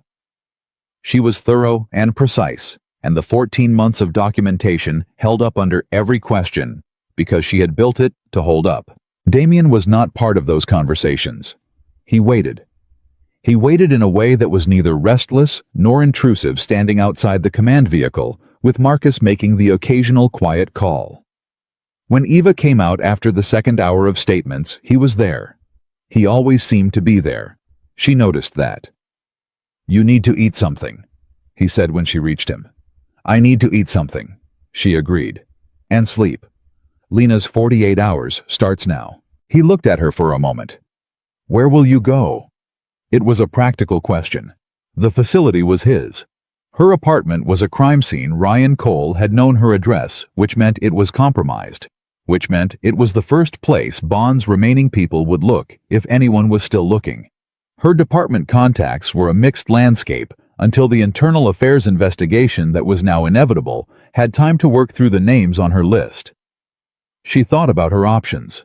"Marsh is arranging temporary housing through the federal program," she said. "I'll be there within the hour." He nodded. A pause stretched between them, the kind of pause that had its own character, its own specific gravity, that was not about uncertainty, but about the particular difficulty of ending something that had compressed 4 days into what felt like much longer and had not been simple in any of its parts. "The evidence I have about your organization," Eva said. "I know," Damien said. "I have a legal obligation." "I know that too." She looked at him. He looked back at her. "Whatever that process looks like," she said, "I'll make sure it's accurate. What you did and what Bond used your infrastructure for, I'll make sure those are clearly separated in the record." "That's more than I expected." "It's what's true." She paused. "You know I can't—" "I know," he said. "You don't have to explain it." She searched his face. He was doing the thing he did, that particular stillness, that quality of complete presence with no performance layered over the top of it. She had been a detective for a long time. She had interviewed hundreds of people, had learned to read the gap between what a person said and what they were actually experiencing with a level of accuracy that had become almost reflexive. She read him now. He was not asking for what he wasn't going to get. He was not pretending the situation was different from what it was. He was standing in the full reality of it, the consequences that were going to arrive for his organization, the exposure that was going to come, the process that was going to unfold, and he was standing in it without flinching. She had not expected that. She kept not expecting things from him, and he kept delivering them anyway. "Damien," she said. He waited. "Thank you," she said. "Not for not strategically, not because of what it accomplished." She held his gaze. "You found me in the street. You didn't have to. You could have kept driving, and I would have been dead before anyone found me, and none of what happened in the past 4 days would have happened." She paused. "Thank you for stopping." He looked at her for a long moment. "You asked me not to let them win," he said. "I know. I don't lose well," he said. It was almost something lighter than everything that had preceded it. "It's a significant character flaw." She almost smiled. She hadn't almost smiled in 4 days. "I know," she said again. "I've read your file." He made a sound that, in another context from another person, she might have called a quiet laugh. Then Marsh appeared from around the command vehicle with her efficient walk and her 3 phones, and the expression of a woman who had 17 things to manage and was currently managing all of them. "Marlowe," she said, "we need you for one more round. The attorneys want to walk through the chain of custody on the drives." She glanced at Damien with the neutral professional assessment of a federal agent cataloging a situation. "Mr. Vale." Damien said nothing. "You understand we'll need to speak with you as well," Marsh said, "in due course." "I understand," Damien said. Marsh held his gaze for a moment, the kind of moment where 2 professionals from completely opposing sides of a very significant line Acknowledge that the line exists, and that they are both fully aware of where it falls. Then she looked at Eva. 5 minutes. She went back around the vehicle. Eva looked at Damien one more time. I'll be in touch, she said. I know, he said. She walked toward the command vehicle. She did not look back. Not because it cost her something, but because looking back at that moment would have been the wrong kind of acknowledgement of a thing that she wasn't ready to name yet. And she was a detective, and detectives dealt in what they could establish, not in what they suspected. She dealt in evidence, and the evidence of what existed between herself and Damien Vale was still assembling itself. She let it assemble. Jita par. 3 days later, Ryan Cole sat across a table from Eva Marlowe and 3 federal attorneys in a room that had the particular hum of recorded air and institutional lighting. She had asked to be in the room. Marsh had allowed it because the case was Eva's, and because Marsh, whatever her other qualities, understood the difference between professional distance and professional accountability. Cole looked like 3 days of federal custody looked. Not broken. His face still had its structure. His eyes still had their alertness, but compressed like a man who had been carrying something very heavy for a long time, and had recently set it down, and discovered that setting it down did not actually feel the way he had imagined it would feel. He looked at Eva when she came in, and something moved across his face that was too complex and too fast to fully read. She sat down across from him. She opened her folder. Before we begin the formal statement, she said, and her voice was clear and level and completely professional, I want to say one thing. Cole waited. 9 years, she said. We were partners for 9 years. I trusted you, completely. And I know that whatever the attorneys are going to walk through today, the money, the meetings, the calls, the decisions, I know there was a version of you before all of that who was a good cop. She paused. That version matters to me. Not because it excuses what you did. It doesn't. But because it means the testimony you're about to give actually means something. She looked at him directly. You understand what I'm saying? Cole's jaw tightened. His eyes were very steady and very unhappy. Yeah, he said. I understand. Then let's begin, Eva said. And they began. Cole talked for 7 hours. He talked about the first conversation with a mid-level operative who had approached him 3 years ago with a problem that had seemed small, that had required only a small cooperation. A single report altered, a single investigation steered. He talked about the second conversation, and the third, and the way each one had built on the last, until the structure was so complete that dismantling any part of it would have brought the whole thing down on him. He talked about Jerome Pettit and what Pettit had told him about Bond. He talked about the other officers, 12 names, 8 of whom were on Eva's list and 4 of whom were not. He talked about the system, how it worked, how money moved through it, how decisions were made and enforced. He talked about the decision to take Eva to the industrial district. He got very quiet when he talked about that. You understood what you were doing, Eva said. Yes, Cole said. You made a decision, yes? Walk me through it, she said with the precision of someone who needed the record to be complete regardless of what the record felt like to receive. He walked her through it. Every step. The drive, the conversation, the moment. He didn't dress it up, and he didn't minimize it, and he sat with the full weight of it in the room, in a way that Eva noted, and that she knew the federal attorneys noted, and that she suspected Ryan Cole himself was only beginning to understand, was the one thing that was going to matter most at his sentencing. Not the cooperation, as valuable as that was. The fact that he sat with it. When it was over, when the last formal question had been asked and answered, and the recording had been stopped, the attorneys left to confer, and it was just Eva and Cole in the room for a moment. Eva, he said. She was gathering her folder. You called me, he said. You gave me the way out. After what He stopped. You didn't have to do that. She looked at him. No, she said. I didn't. Why did you? She thought about it for a moment, not about what to say, but actually thought about why gave the question the honest attention it deserved. "Because I needed you in a courtroom," she said. "That's the real answer." Cole nodded slowly. "And the other answer," he said. She looked at him for a long moment. "Because you were still reachable," she said. "The version of you that I worked with for 9 years was still in there somewhere, and I needed to believe that version could still make one right decision." She paused. "I was right. It was not forgiveness. She was not ready for forgiveness, and she might never be, and she was honest enough with herself to know the difference between a professional acknowledgement and an emotional one. But it was true, and Ryan Cole seemed to understand the distance between those two things and to accept it. He nodded once. She picked up her folder and walked out. Aldrich Bond was arraigned on 47 counts 3 days after his arrest. He said nothing at the arraignment, and his attorney said very little, which was what attorneys did when the evidence was so thorough that saying very little was the only strategy left. Eva was not at the arraignment.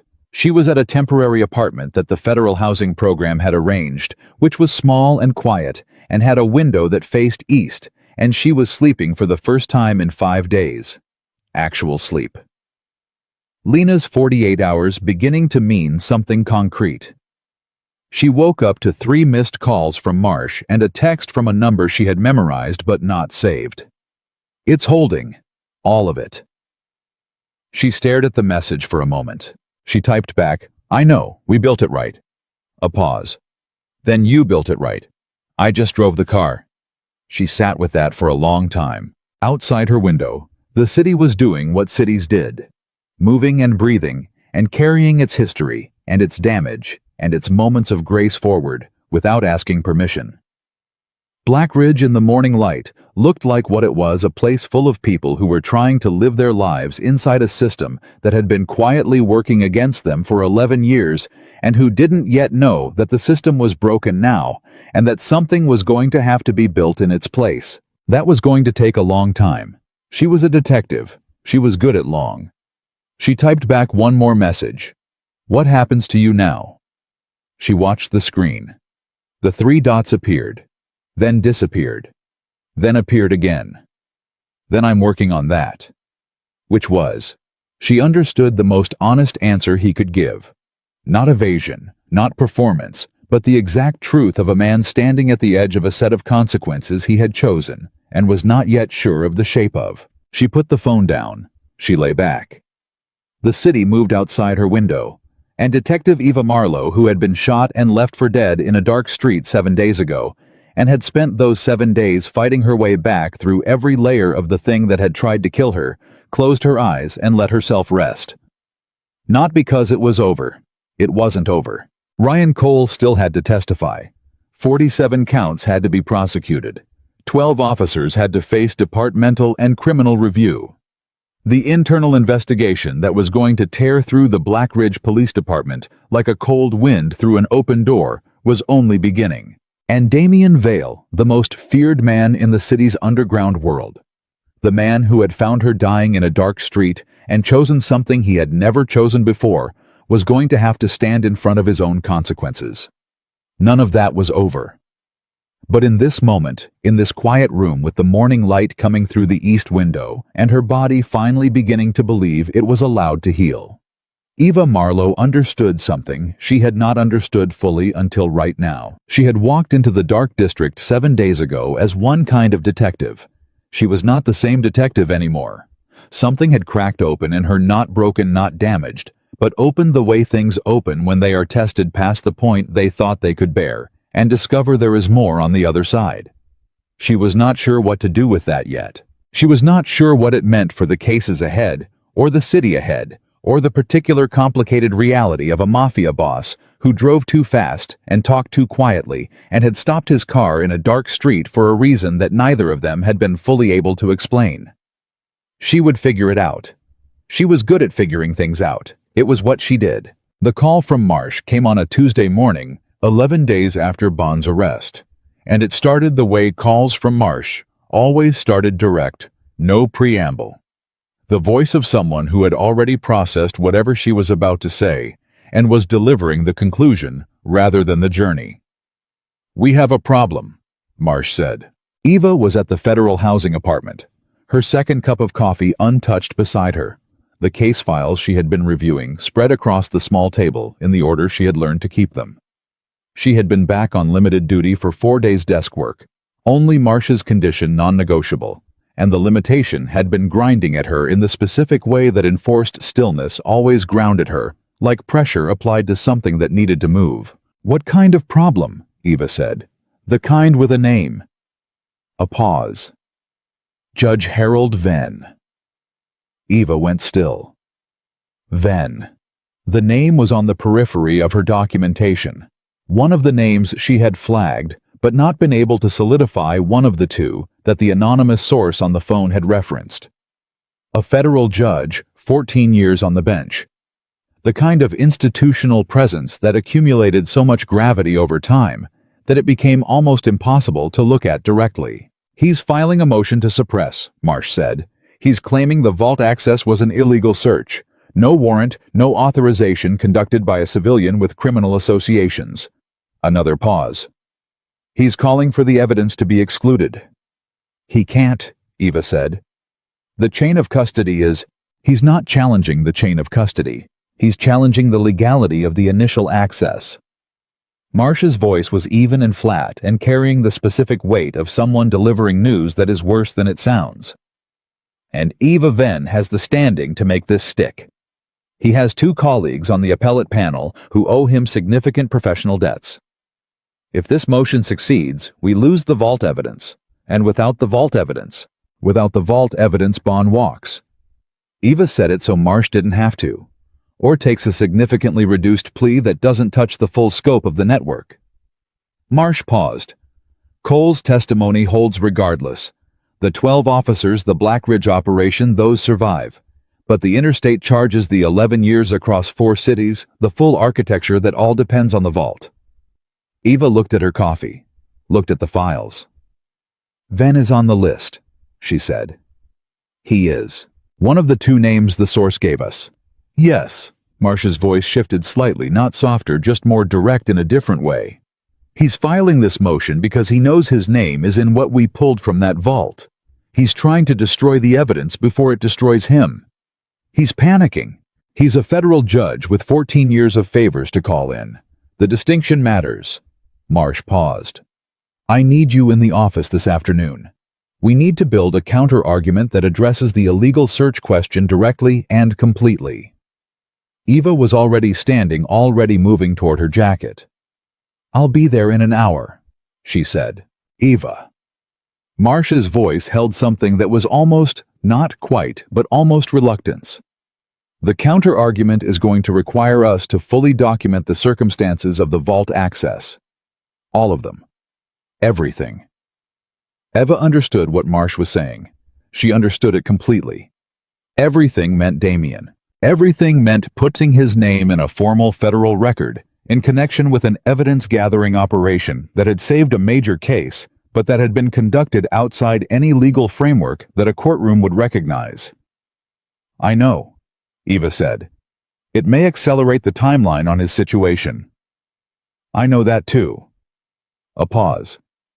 "I'll be there in an hour," Eva said again, and ended the call. She stood in the quiet apartment with her jacket half on, and her mind already 3 steps ahead, running the counter-argument, running the implications, running the particular and very uncomfortable geometry of a situation in which the thing that saved the case might also be the thing that was used to destroy it. She picked up her phone. She opened the contact saved as V. She typed, "We need to talk, today. Can you meet?" She watched the screen, 30 seconds, then named the place. Japierre.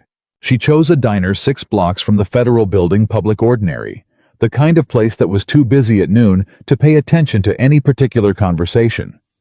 She got there first and took a booth in the back and ordered coffee she didn't need and sat with her hands flat on the table and thought about what she was going to say. She had been thinking about it since Marsh's call.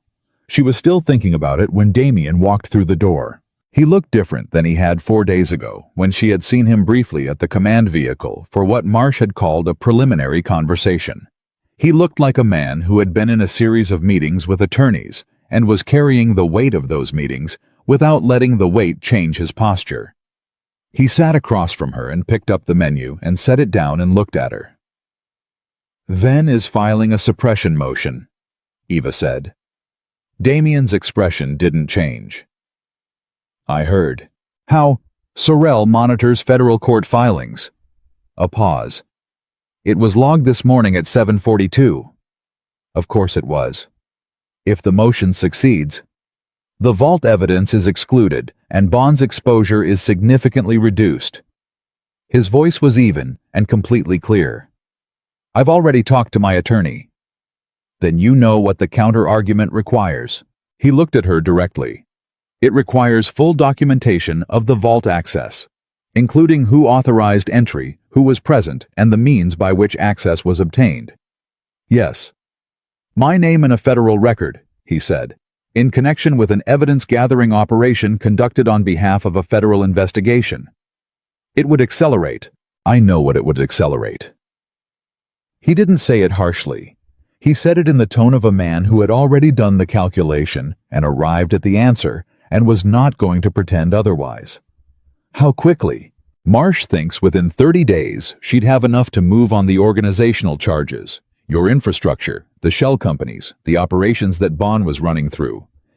All of that becomes prosecutable with your direct involvement in the vault access as the established foundation."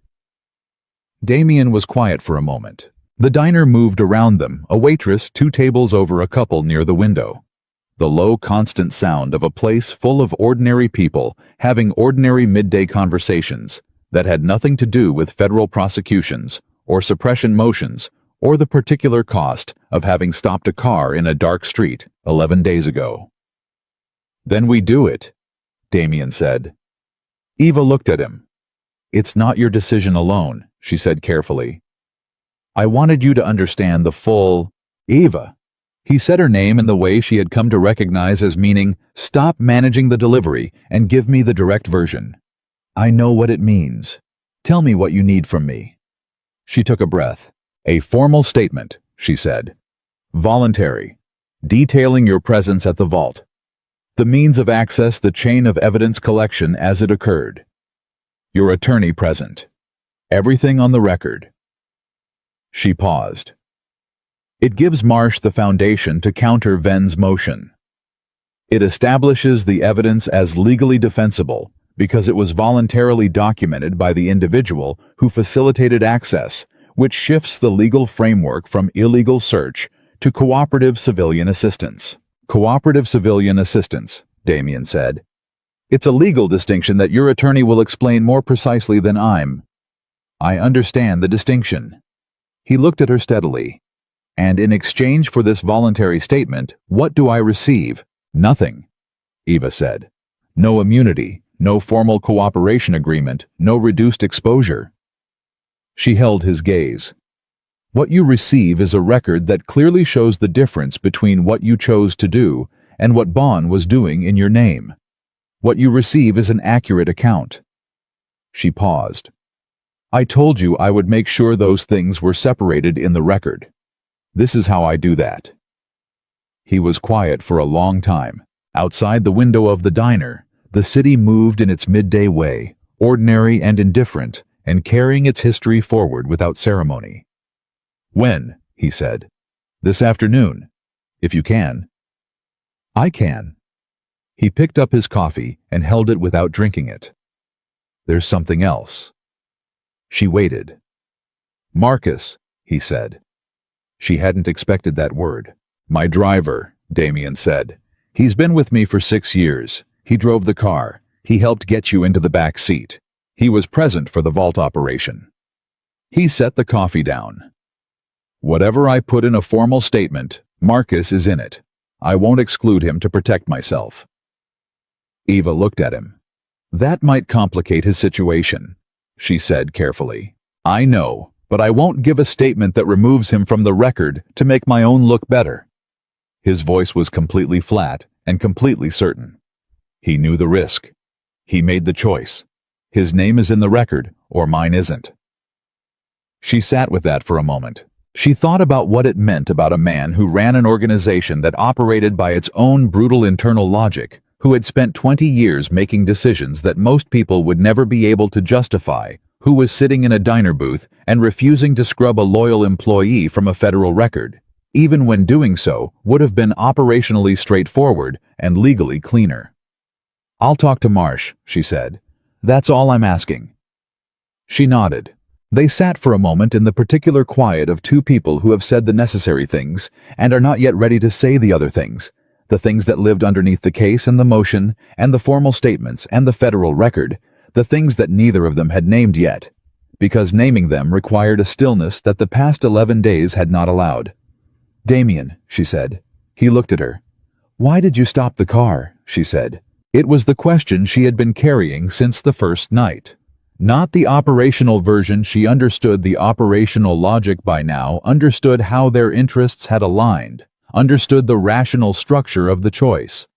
She was asking about the other thing, the thing that had preceded the calculation. He was quiet for a long moment. "You were dying," he said. "People die in this city every night. Not in front of me." He said it the same way he had said it the first night, not as a performance, not as poetry, just as a fact.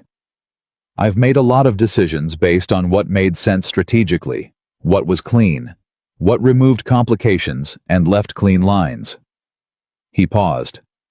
"Leaving you there would have been clean." But you looked up at me." He looked at the table. "You looked up at me and you said don't let them win. And you said it the way someone says something they mean so completely that there's nothing left over, no fear, no performance, just the thing itself." He looked back at her. "I couldn't leave that in the street." Eva was very still. "That's not a strategic reason," she said. "No," he said. "It isn't." She looked at him for a long time. "Okay," she said. She didn't say more than that, but she held it, held what he had said and what it meant and what it was going to require her to think about when the case was settled and the formal statements were done and the particular compressed urgency of the past 11 days finally resolved into something with more space in it. She held it the way you hold something fragile in a hand that is still learning whether it's strong enough. "This afternoon," she said. "This afternoon," he confirmed. She left money on the table for the coffee and stood up, and he stood up, and they walked out of the diner onto the midday street without touching and without looking back at the booth where the conversation had happened and without either of them saying the thing that was under all the other things. Not yet. The formal statement took 3 hours. Damien sat across from 2 federal attorneys and Marsh herself with his own attorney beside him, and he gave them everything: the night, the street, the decision, the facility, the calls, the vault, the evidence collection. He gave it in the precise and sequential voice of someone who had decided to do a thing completely and was not going to do it halfway. He named Marcus. Marsh noted it. Her expression registered nothing except the slight tightening around her eyes that Eva had learned to read as acknowledgement of something unexpected. Eva sat at the corner of the table, not interrogating, not directing, just present, because she had asked to be present, and Marsh had allowed it for the same reason she always allowed Eva's requests, which was that Eva's requests were usually correct. When it was done, when the last question had been answered, and the recording had been stopped and the attorneys were gathering their materials, Marsh looked at Damien across the table with the flat professional assessment she gave everyone and everything. "Mr. Vale," she said, "what you've given us today is going to make the counter-argument to Ven's motion significantly stronger." "I know," Damien said.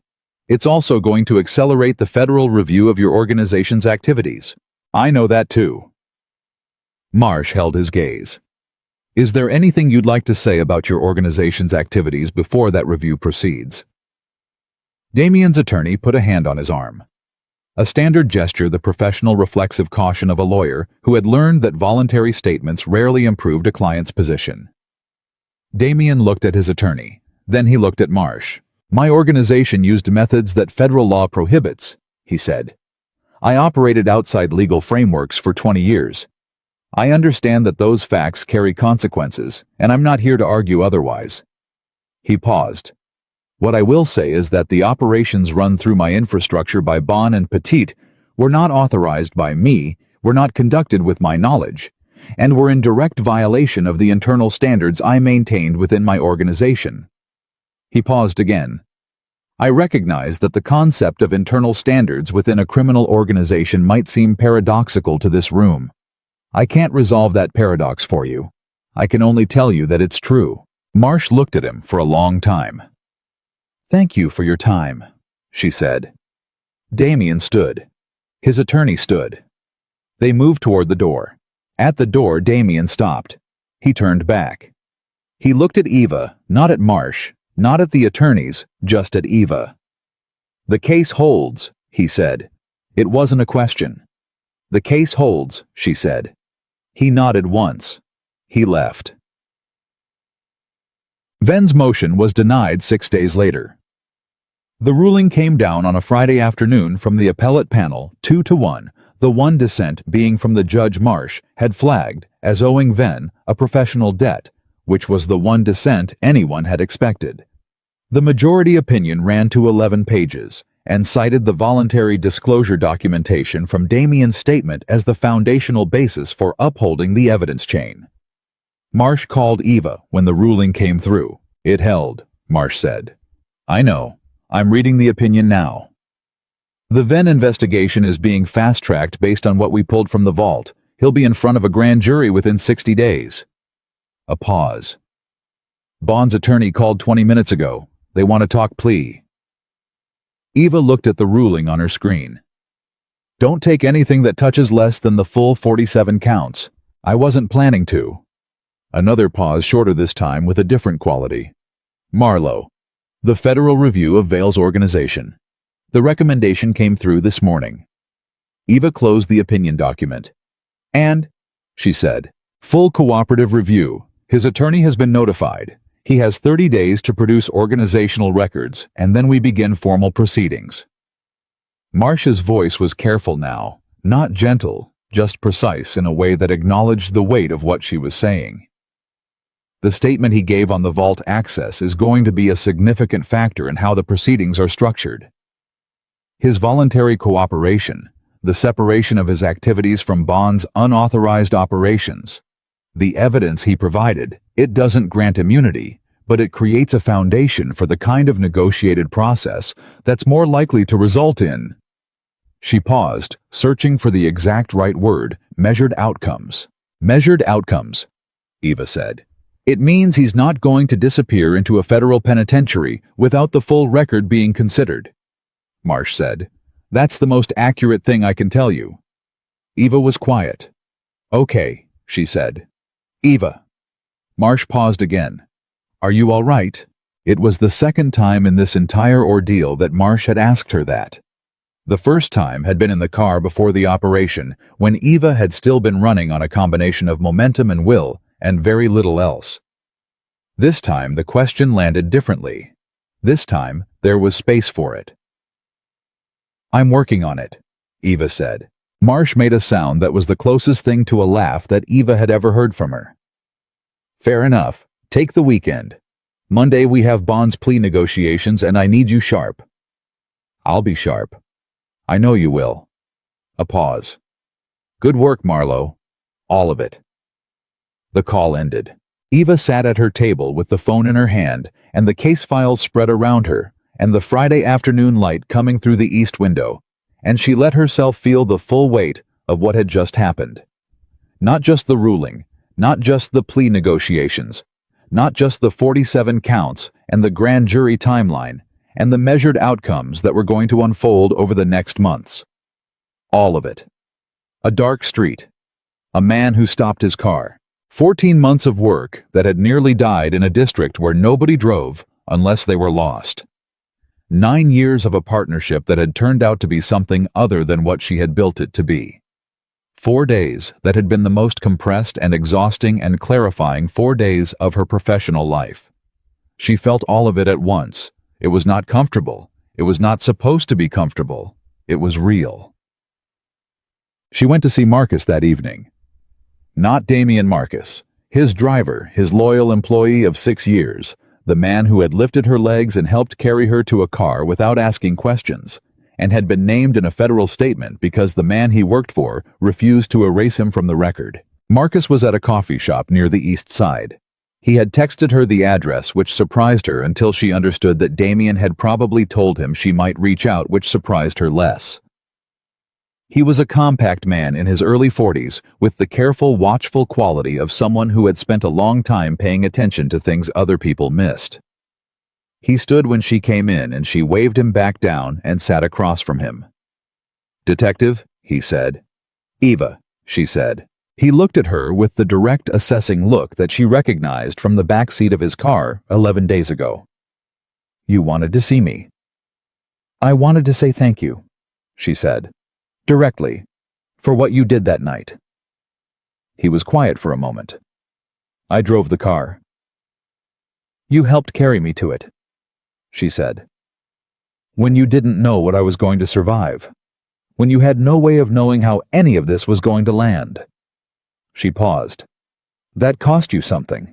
"It might cost me more yet," he said without bitterness. "It might," she agreed. "I'm sorry for that." He looked at her steadily. "Are you—" The question was direct and not unkind, just genuinely curious, the question of a man who had been in situations where sorry was a word people used when they meant something else entirely, and who had learned to ask. "Yes," she said. "I'm not sorry the case was built. I'm not sorry the evidence held. I'm not sorry Bond is looking at 47 counts." She paused. "But I am sorry that the people who chose to do a right thing are carrying consequences for it. That part I'm sorry about." Marcus looked at her for a long moment. "He told me what you said," Marcus said, "about separating what he did from what Bond was doing in his name. About making sure the record was accurate. I meant it. I know you did." He picked up his coffee. "He doesn't say things like that about people very often." Eva said nothing. "In 6 years," Marcus said, "I've seen him trust 2 people completely. One of them died. The other one's sitting across from me right now." Eva was very still. "Marcus, I'm not telling you anything you don't already know," he said calmly. "I'm just saying it out loud. So it exists somewhere other than in my head." He set his coffee down. "Whatever happens in the next 30 days, whatever the federal review looks like, he made the choice he made, and he'll live with the consequences of it. That's always been who he is." He paused.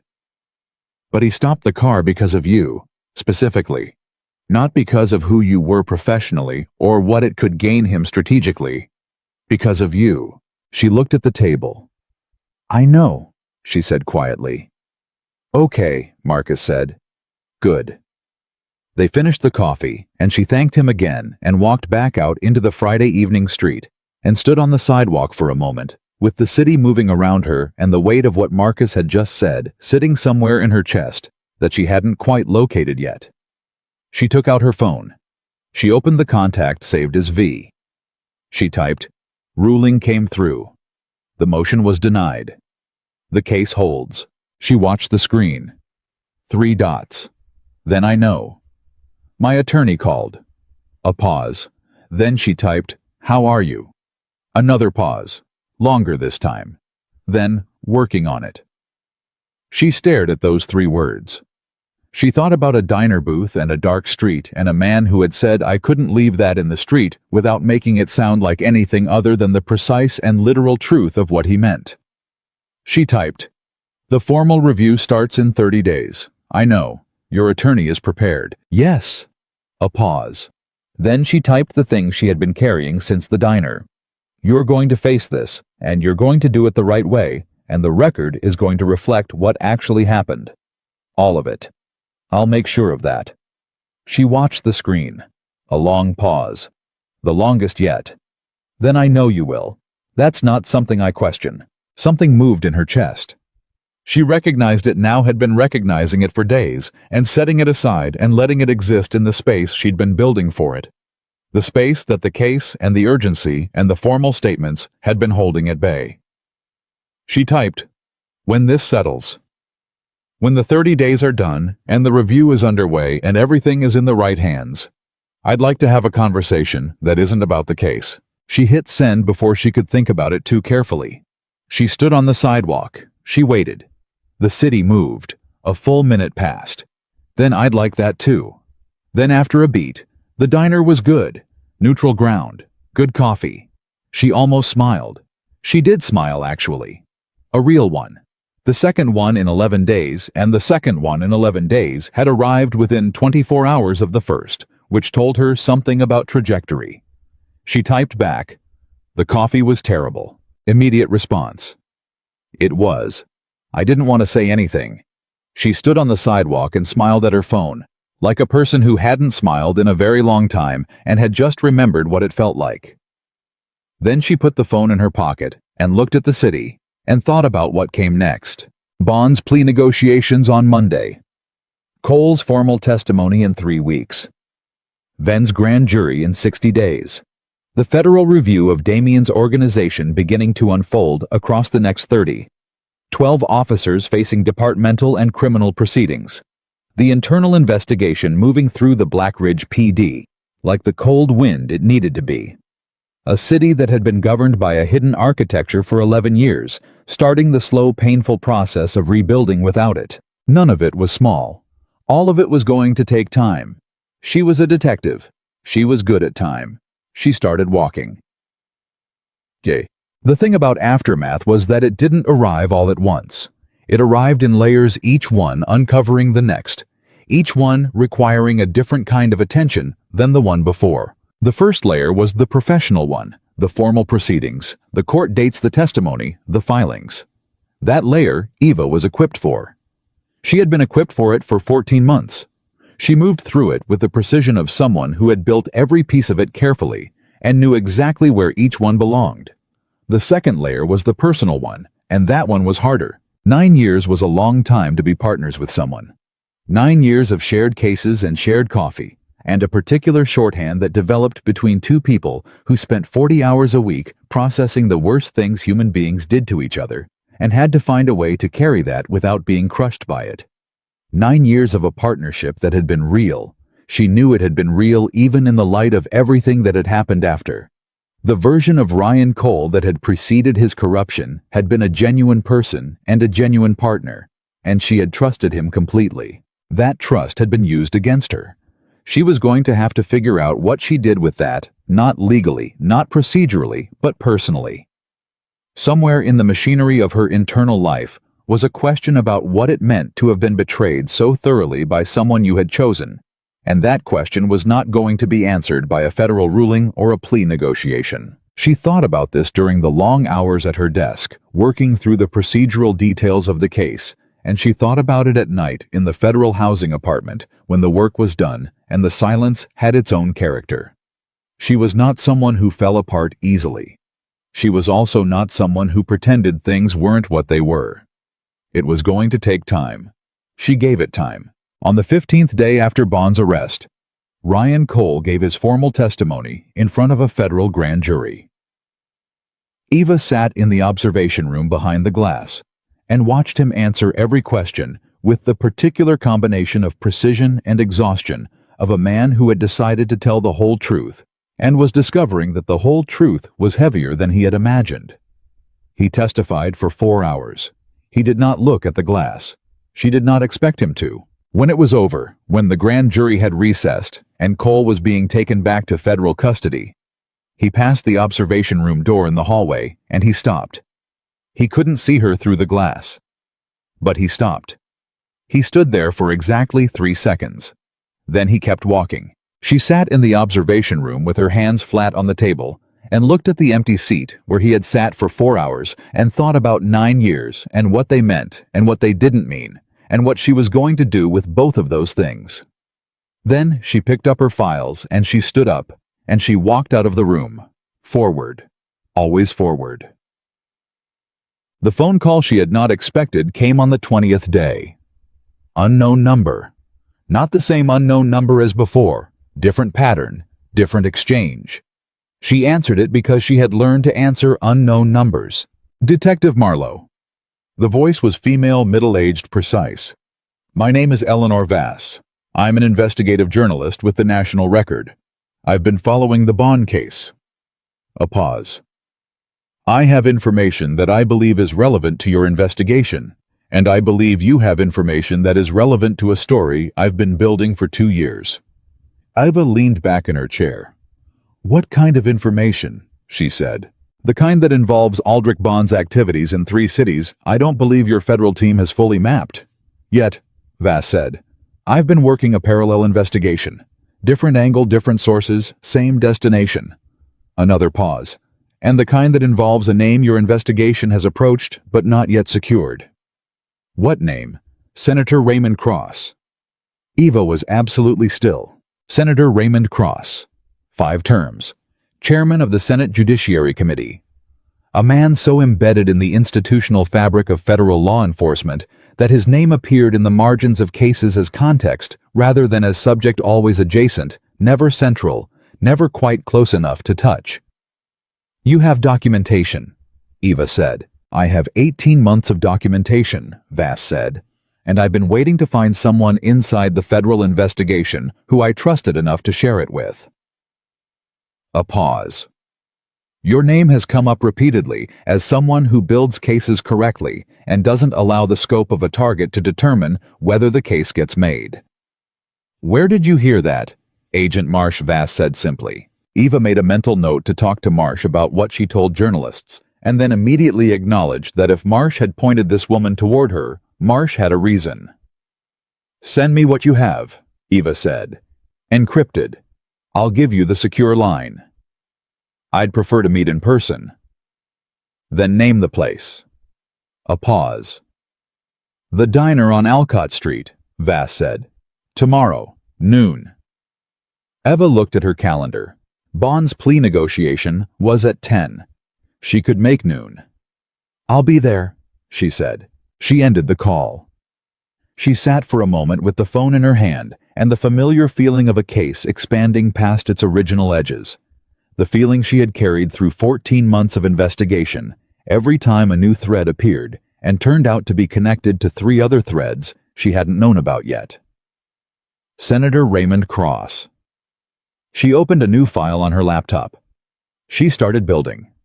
Because that was what she did. That was always what she did. And somewhere across the city, in the particular circumstances that the next 30 days were going to create, Damian Vale was standing at the edge of his own consequences, with the same quality of forward momentum that she recognized because she carried it herself. The momentum of a person who had made a choice they believed in and was now following that choice all the way to wherever it led. Whatever that looked like, however long it took, they were both in their different ways moving toward the same thing. A city that answered for itself. And the long, difficult, necessary work of building something honest in the space where the corruption used to be. Eleanor Vass was already at the diner when Eva arrived, which told Eva something about her before a word was spoken. Punctuality in a journalist working a sensitive case meant either discipline or anxiety. And the woman sitting in the corner booth with a coffee and a closed laptop and eyes that tracked Eva from the door looked like discipline all the way through. She was in her mid-50s, compact, with the particular quality of stillness that belonged to people who had spent a long time watching things carefully. She stood when Eva reached the table and extended a hand, and her grip was firm and brief and professional. Detective Marlowe, she said. Ms. Vass. Eva sat down. You said 18 months. I did. Vass opened the laptop. I started the Cross investigation independently before Bond's arrest, before any of the Blackridge network became publicly known. I was working a campaign finance angle, irregular contributions to Cross's last 3 Senate races, funneled through a series of nonprofit structures that didn't hold up to scrutiny. She turned the laptop toward Eva. What I found when I pulled the nonprofit structures apart was Bond's fingerprints. Eva looked at the screen. The documentation was meticulous. She could see that immediately, the way it was organized, the sequential layering of evidence, the cross-references. The work of someone who understood that a story without a foundation was not a story at all. How far does it go? Eva said. Cross has been taking money from Bond's network for 7 years, Vass said. In exchange for what specifically, I have documentary evidence for 4 instances. Federal appropriations steered toward contracts that benefited Bond-affiliated entities. 1 instance of a federal investigation not yours being quietly redirected at the subcommittee level. She paused. And 1 instance that is significantly more serious than the others. Eva looked up from the screen. Vass's expression was level, but carrying something underneath it.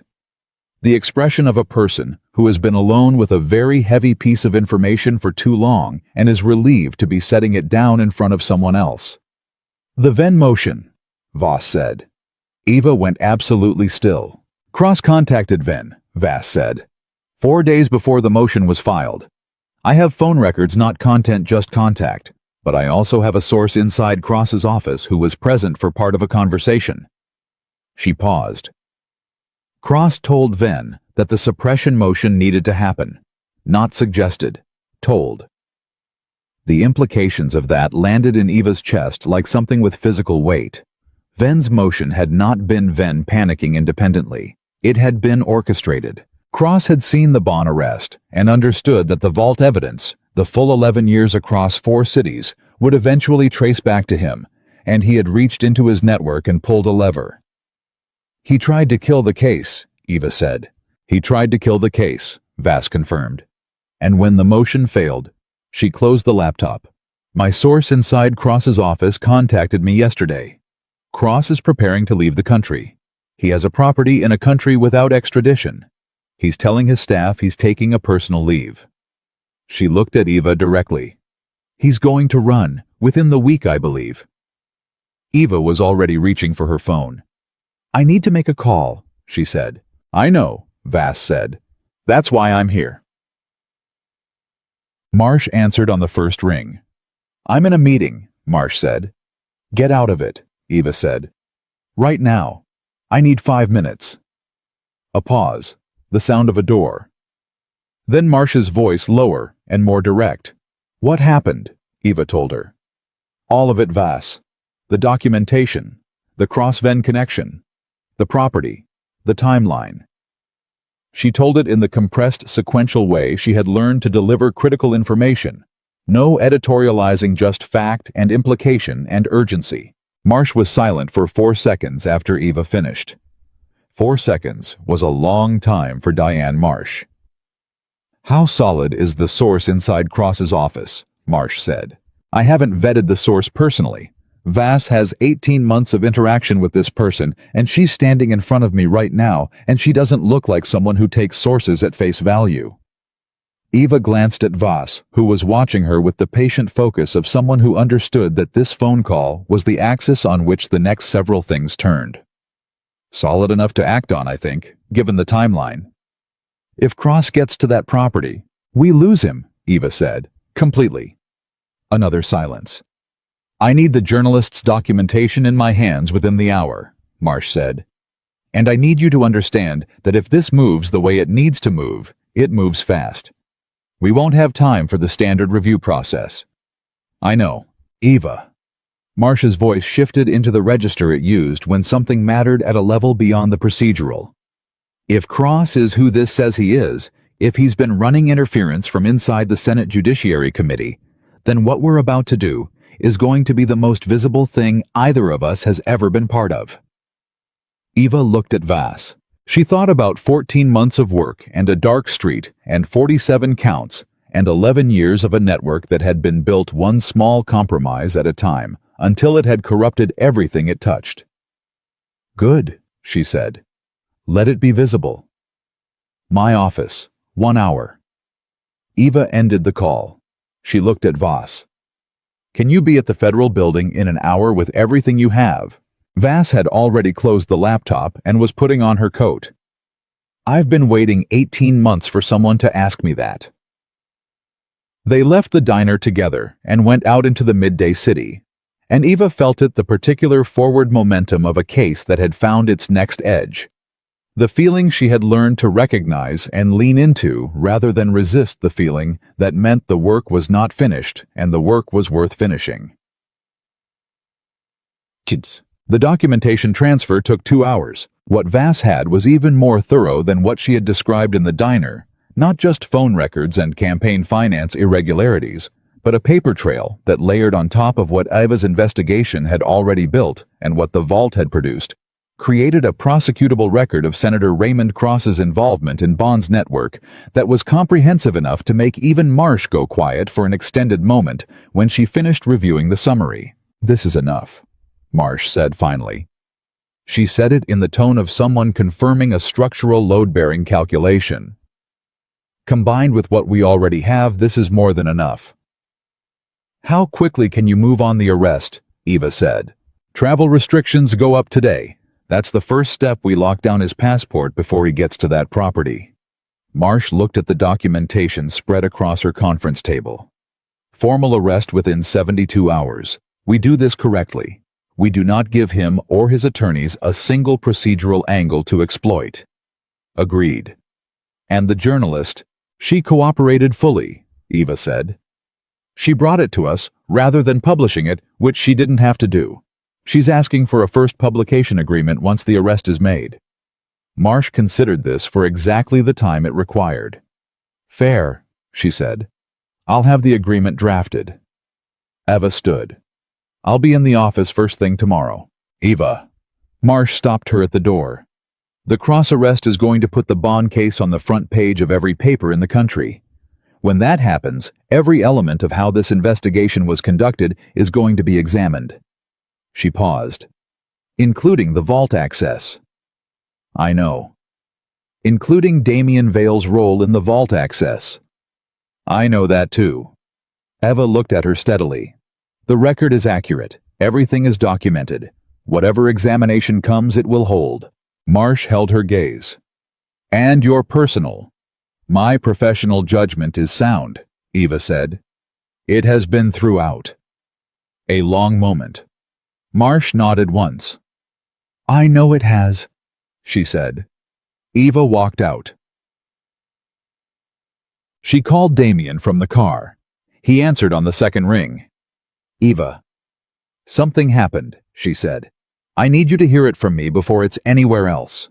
She told him about Vass, about Cross, about the travel restrictions going up today, and the arrest within 72 hours, and what came after. He was quiet through all of it. When she finished, he said, "Cross." "Yes." "He orchestrated the Venn motion." "Yes." Another pause. "How high does this go?" "We don't know yet. The Cross documentation is the top of what we can currently see. There may be more above it. There may not be." She paused. "But Damien, when this arrest happens, it's going to be national. The Bond case, the vault, all of it gets examined again in that context. Your name is in the record." "I know." "It's going to get attention." "I know." "Are you—" She stopped, recalibrated. "Is your attorney prepared for that level of attention?" "She's been prepared since the statement," Damien said. "She said at the time that the statement was the right decision strategically as well as every other way. I told her I didn't make it for strategic reasons." A pause. "She told me that was either very principled or very naive, and she wasn't sure which." "What did you tell her?" "I told her probably both." Eva sat with that for a moment. "Damien," she said. "What?" "The Federal Review," she said carefully. "The 30 days started 10 days ago. Whatever that process looks like, whatever the negotiated structure ends up being, I want you to know that I'll be giving an accurate account of everything." She paused. "The choice you made in the street, the statement, Marcus, the way you conducted yourself through all of it. The accurate account includes all of those things." Silence. Then quietly, "You already told me that." "I know. I wanted to say it again." A pause. "Eva." His voice had the quality it got when he was about to say something he had been carrying for a while. "The conversation you mentioned, the one that wasn't about the case." "Yes. I'd like to have it soon." Another pause. "Whatever the next 30 days look like, whatever the review produces, I'd like to have it before those things resolve, not after." Not because I think the outcome is going to be, I don't know what the outcome is going to be, but because after might be a long time away, she said. Yes. She looked out the car window at the city moving past. The diner on Alcott Street, she said. Tomorrow evening, 7 o'clock. A pause. The coffee is terrible, he said. I know, she said. I'll ask for tea. She heard it again, that very quiet sound that was close to a laugh and wasn't quite. It landed in her chest the way it always landed. Tomorrow, he said. Tomorrow, she confirmed.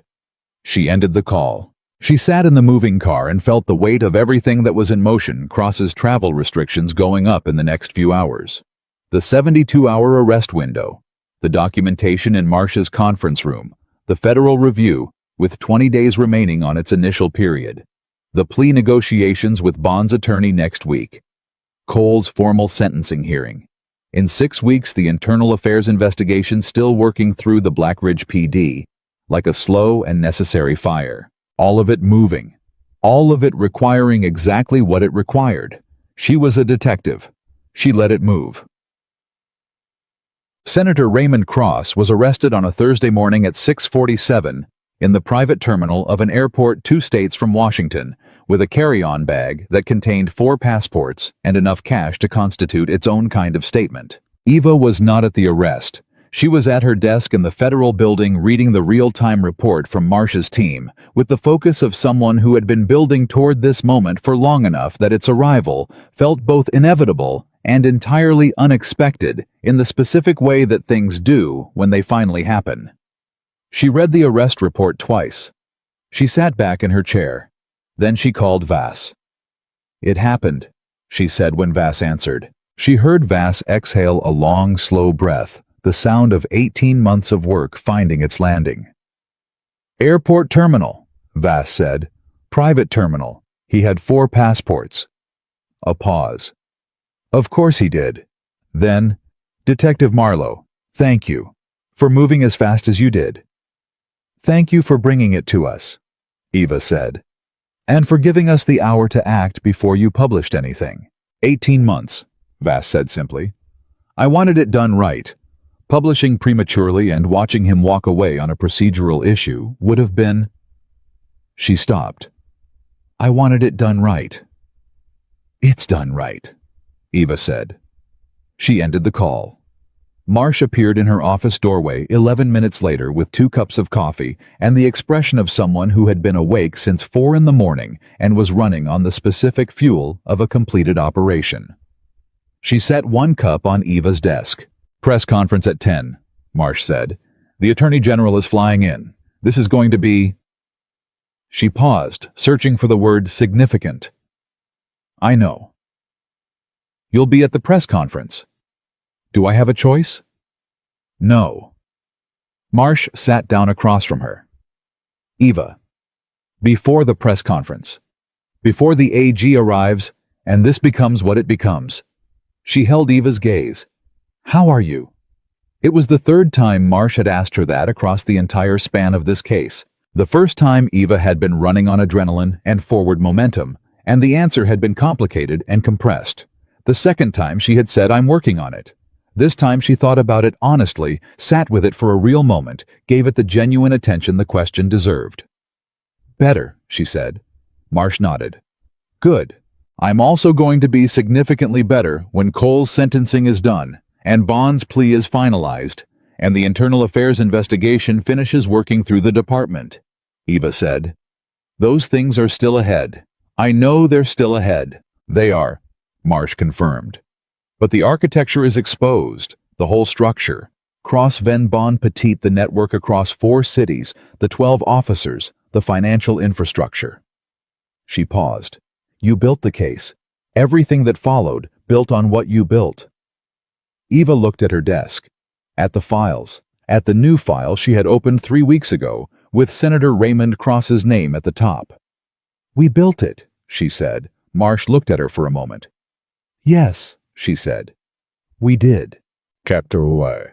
The press conference was exactly what Marsh had said it would be: significant, in the specific, exhausting way that press conferences were significant when they involved a sitting United States senator being arrested at an airport with 4 passports. Eva stood to Marsh's left on the steps of the federal building and answered the questions she was asked with the precision and brevity she had always brought to public statements: factual, accurate, nothing beyond what the moment required.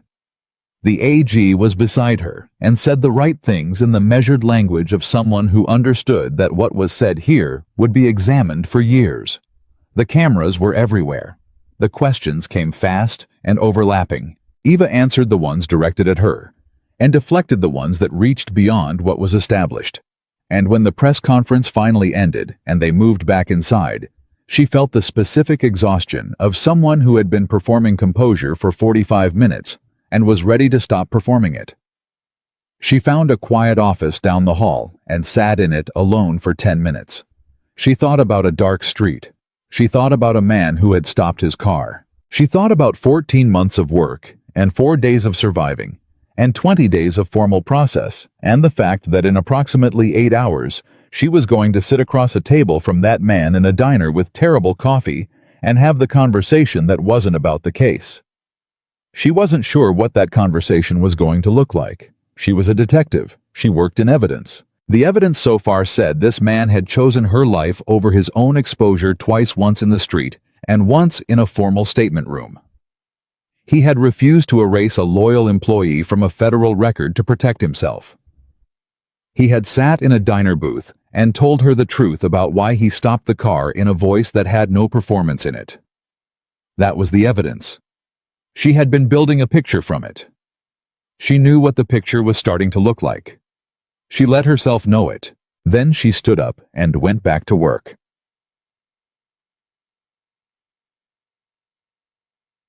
At 7 o'clock, she walked into the diner on Alcott Street, and Damien was already there. He was in the same corner booth as the last time, which she noted and which she suspected was not accidental. He stood when she came in, not because of ceremony, she understood, but because that was who he was when the performance layer came off the person underneath the organization and the reputation and the 20 years of accumulated decisions. She sat down. He sat down. The waitress came. Eva ordered tea. Damien ordered coffee and looked at it when it arrived with the expression of someone who had known what he was getting into and had gotten into it anyway. "You watched the press conference," Eva said. "I did." "And you were composed," he said, "which I expected." A pause. "You also looked like someone who had been awake for approximately 20 hours and was maintaining composure through an act of pure will." 22 hours, she said. "Impressive."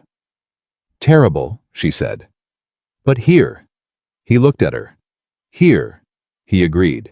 The diner moved around them, the same ordinary dinner-hour life that had moved around them 3 weeks ago. People eating and talking and existing in the uncomplicated way of people who were not in the middle of federal cases or consequential conversations. "The review," Eva said. 20 days are up at the end of the week." "I know." "What does your attorney say?" Damien picked up the coffee and held it. "She says the voluntary cooperation, the separation of my activities from Bond's unauthorized operations, and the accuracy and completeness of the statement are all factors that work in my favor in terms of the structure of the proceedings." He paused. "She also says I'm still looking at significant exposure on the organizational charges and that I should be prepared for an extended process." "Extended how long?" "Potentially years," he said.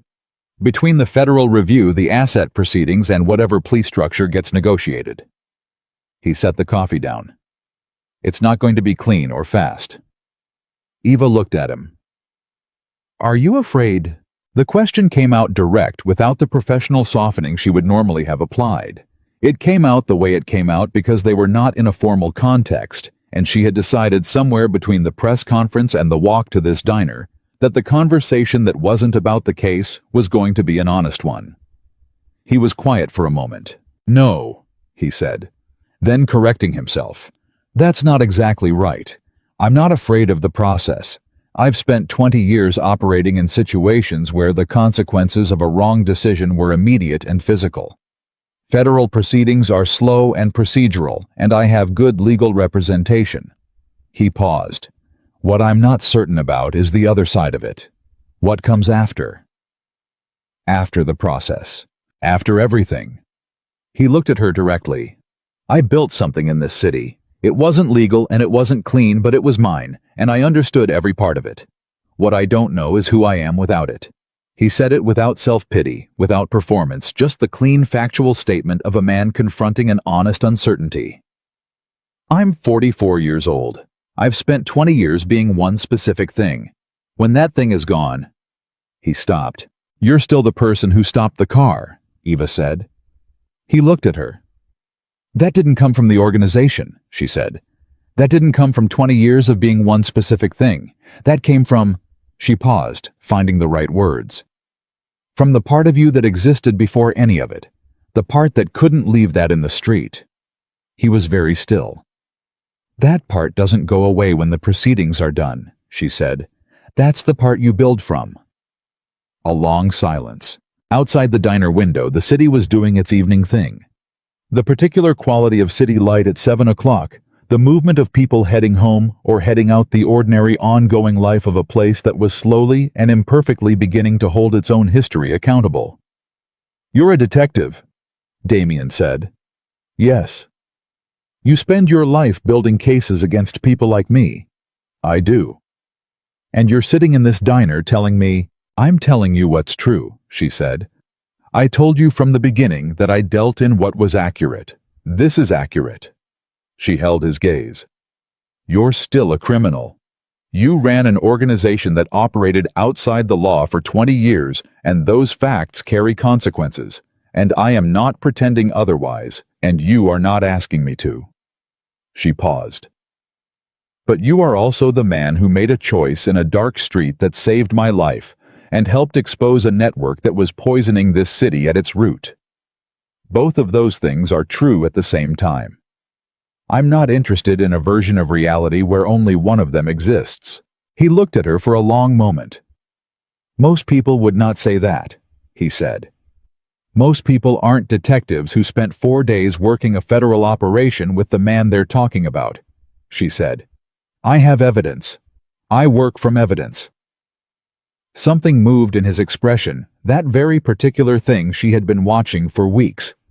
The thing that lived underneath the stillness. The thing that arrived when the moment was real enough to reach it. "Eva," he said. "What?" "I don't know how to do this," he said. "Whatever this is, I don't have a framework for it." "Neither do I," she said. "That's not reassuring." "No," she agreed. "It isn't." She picked up her tea. "But I've been building things without a complete framework for 14 months, and they've held up so far." He looked at her for another long moment. Then, very quietly, that almost laugh. The one she had been hearing for weeks. The one that meant something she had stopped pretending she didn't know the meaning of. "All right," he said. "All right," she said. They sat in the diner with the terrible coffee, and the decent tea, and the city moving outside the window, and neither of them said anything for a little while. And the silence was not empty, but full. Full of everything that had been said, and everything that had led to this booth, and the particular weight and texture of two people sitting with a complicated reality and choosing not to look away from it. The weeks that followed moved in the layered way that aftermaths moved. Bond accepted a plea that touched all 47 counts. His attorney had tried for 42. Marsh had held firm, and in the end, the evidence had been too complete for the argument to sustain itself.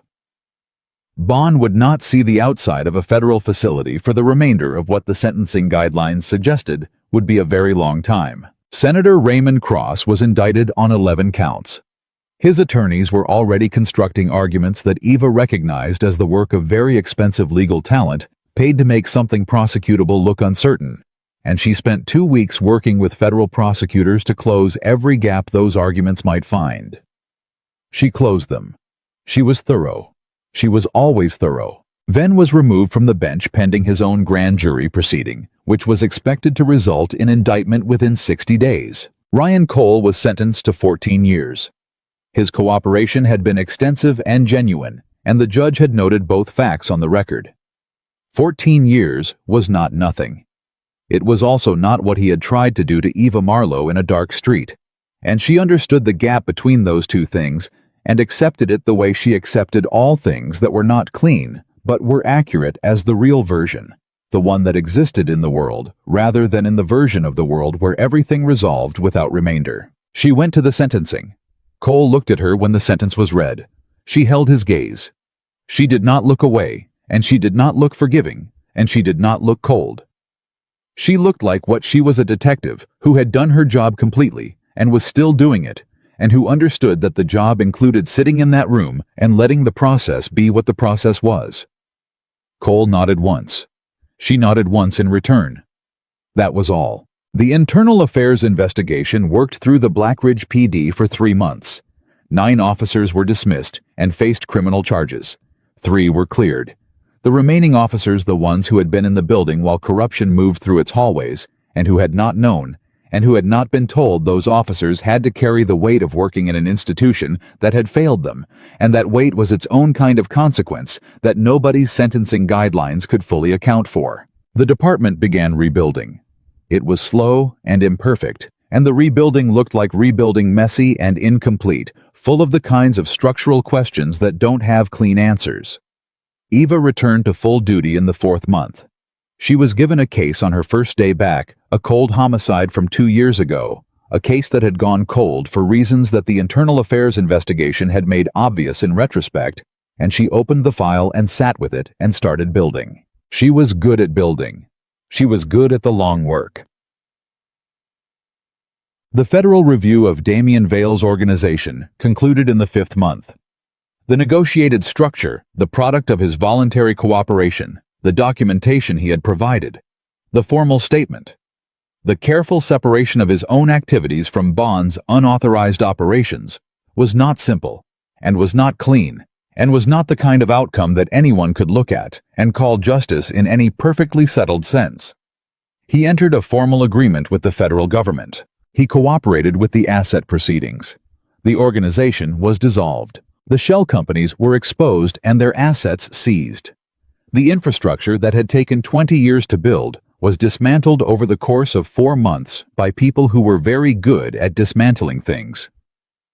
Marcus entered his own cooperation agreement and received a sentence that was suspended, given the specific circumstances of his involvement in the vault evidence preservation. Sorrell cooperated fully and was not charged.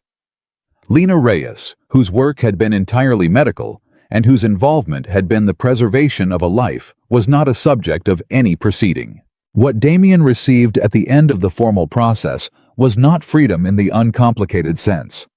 What he received was a structured agreement that carried conditions and supervision and a timeline, and that existed within the law rather than outside it for the first time in 20 years.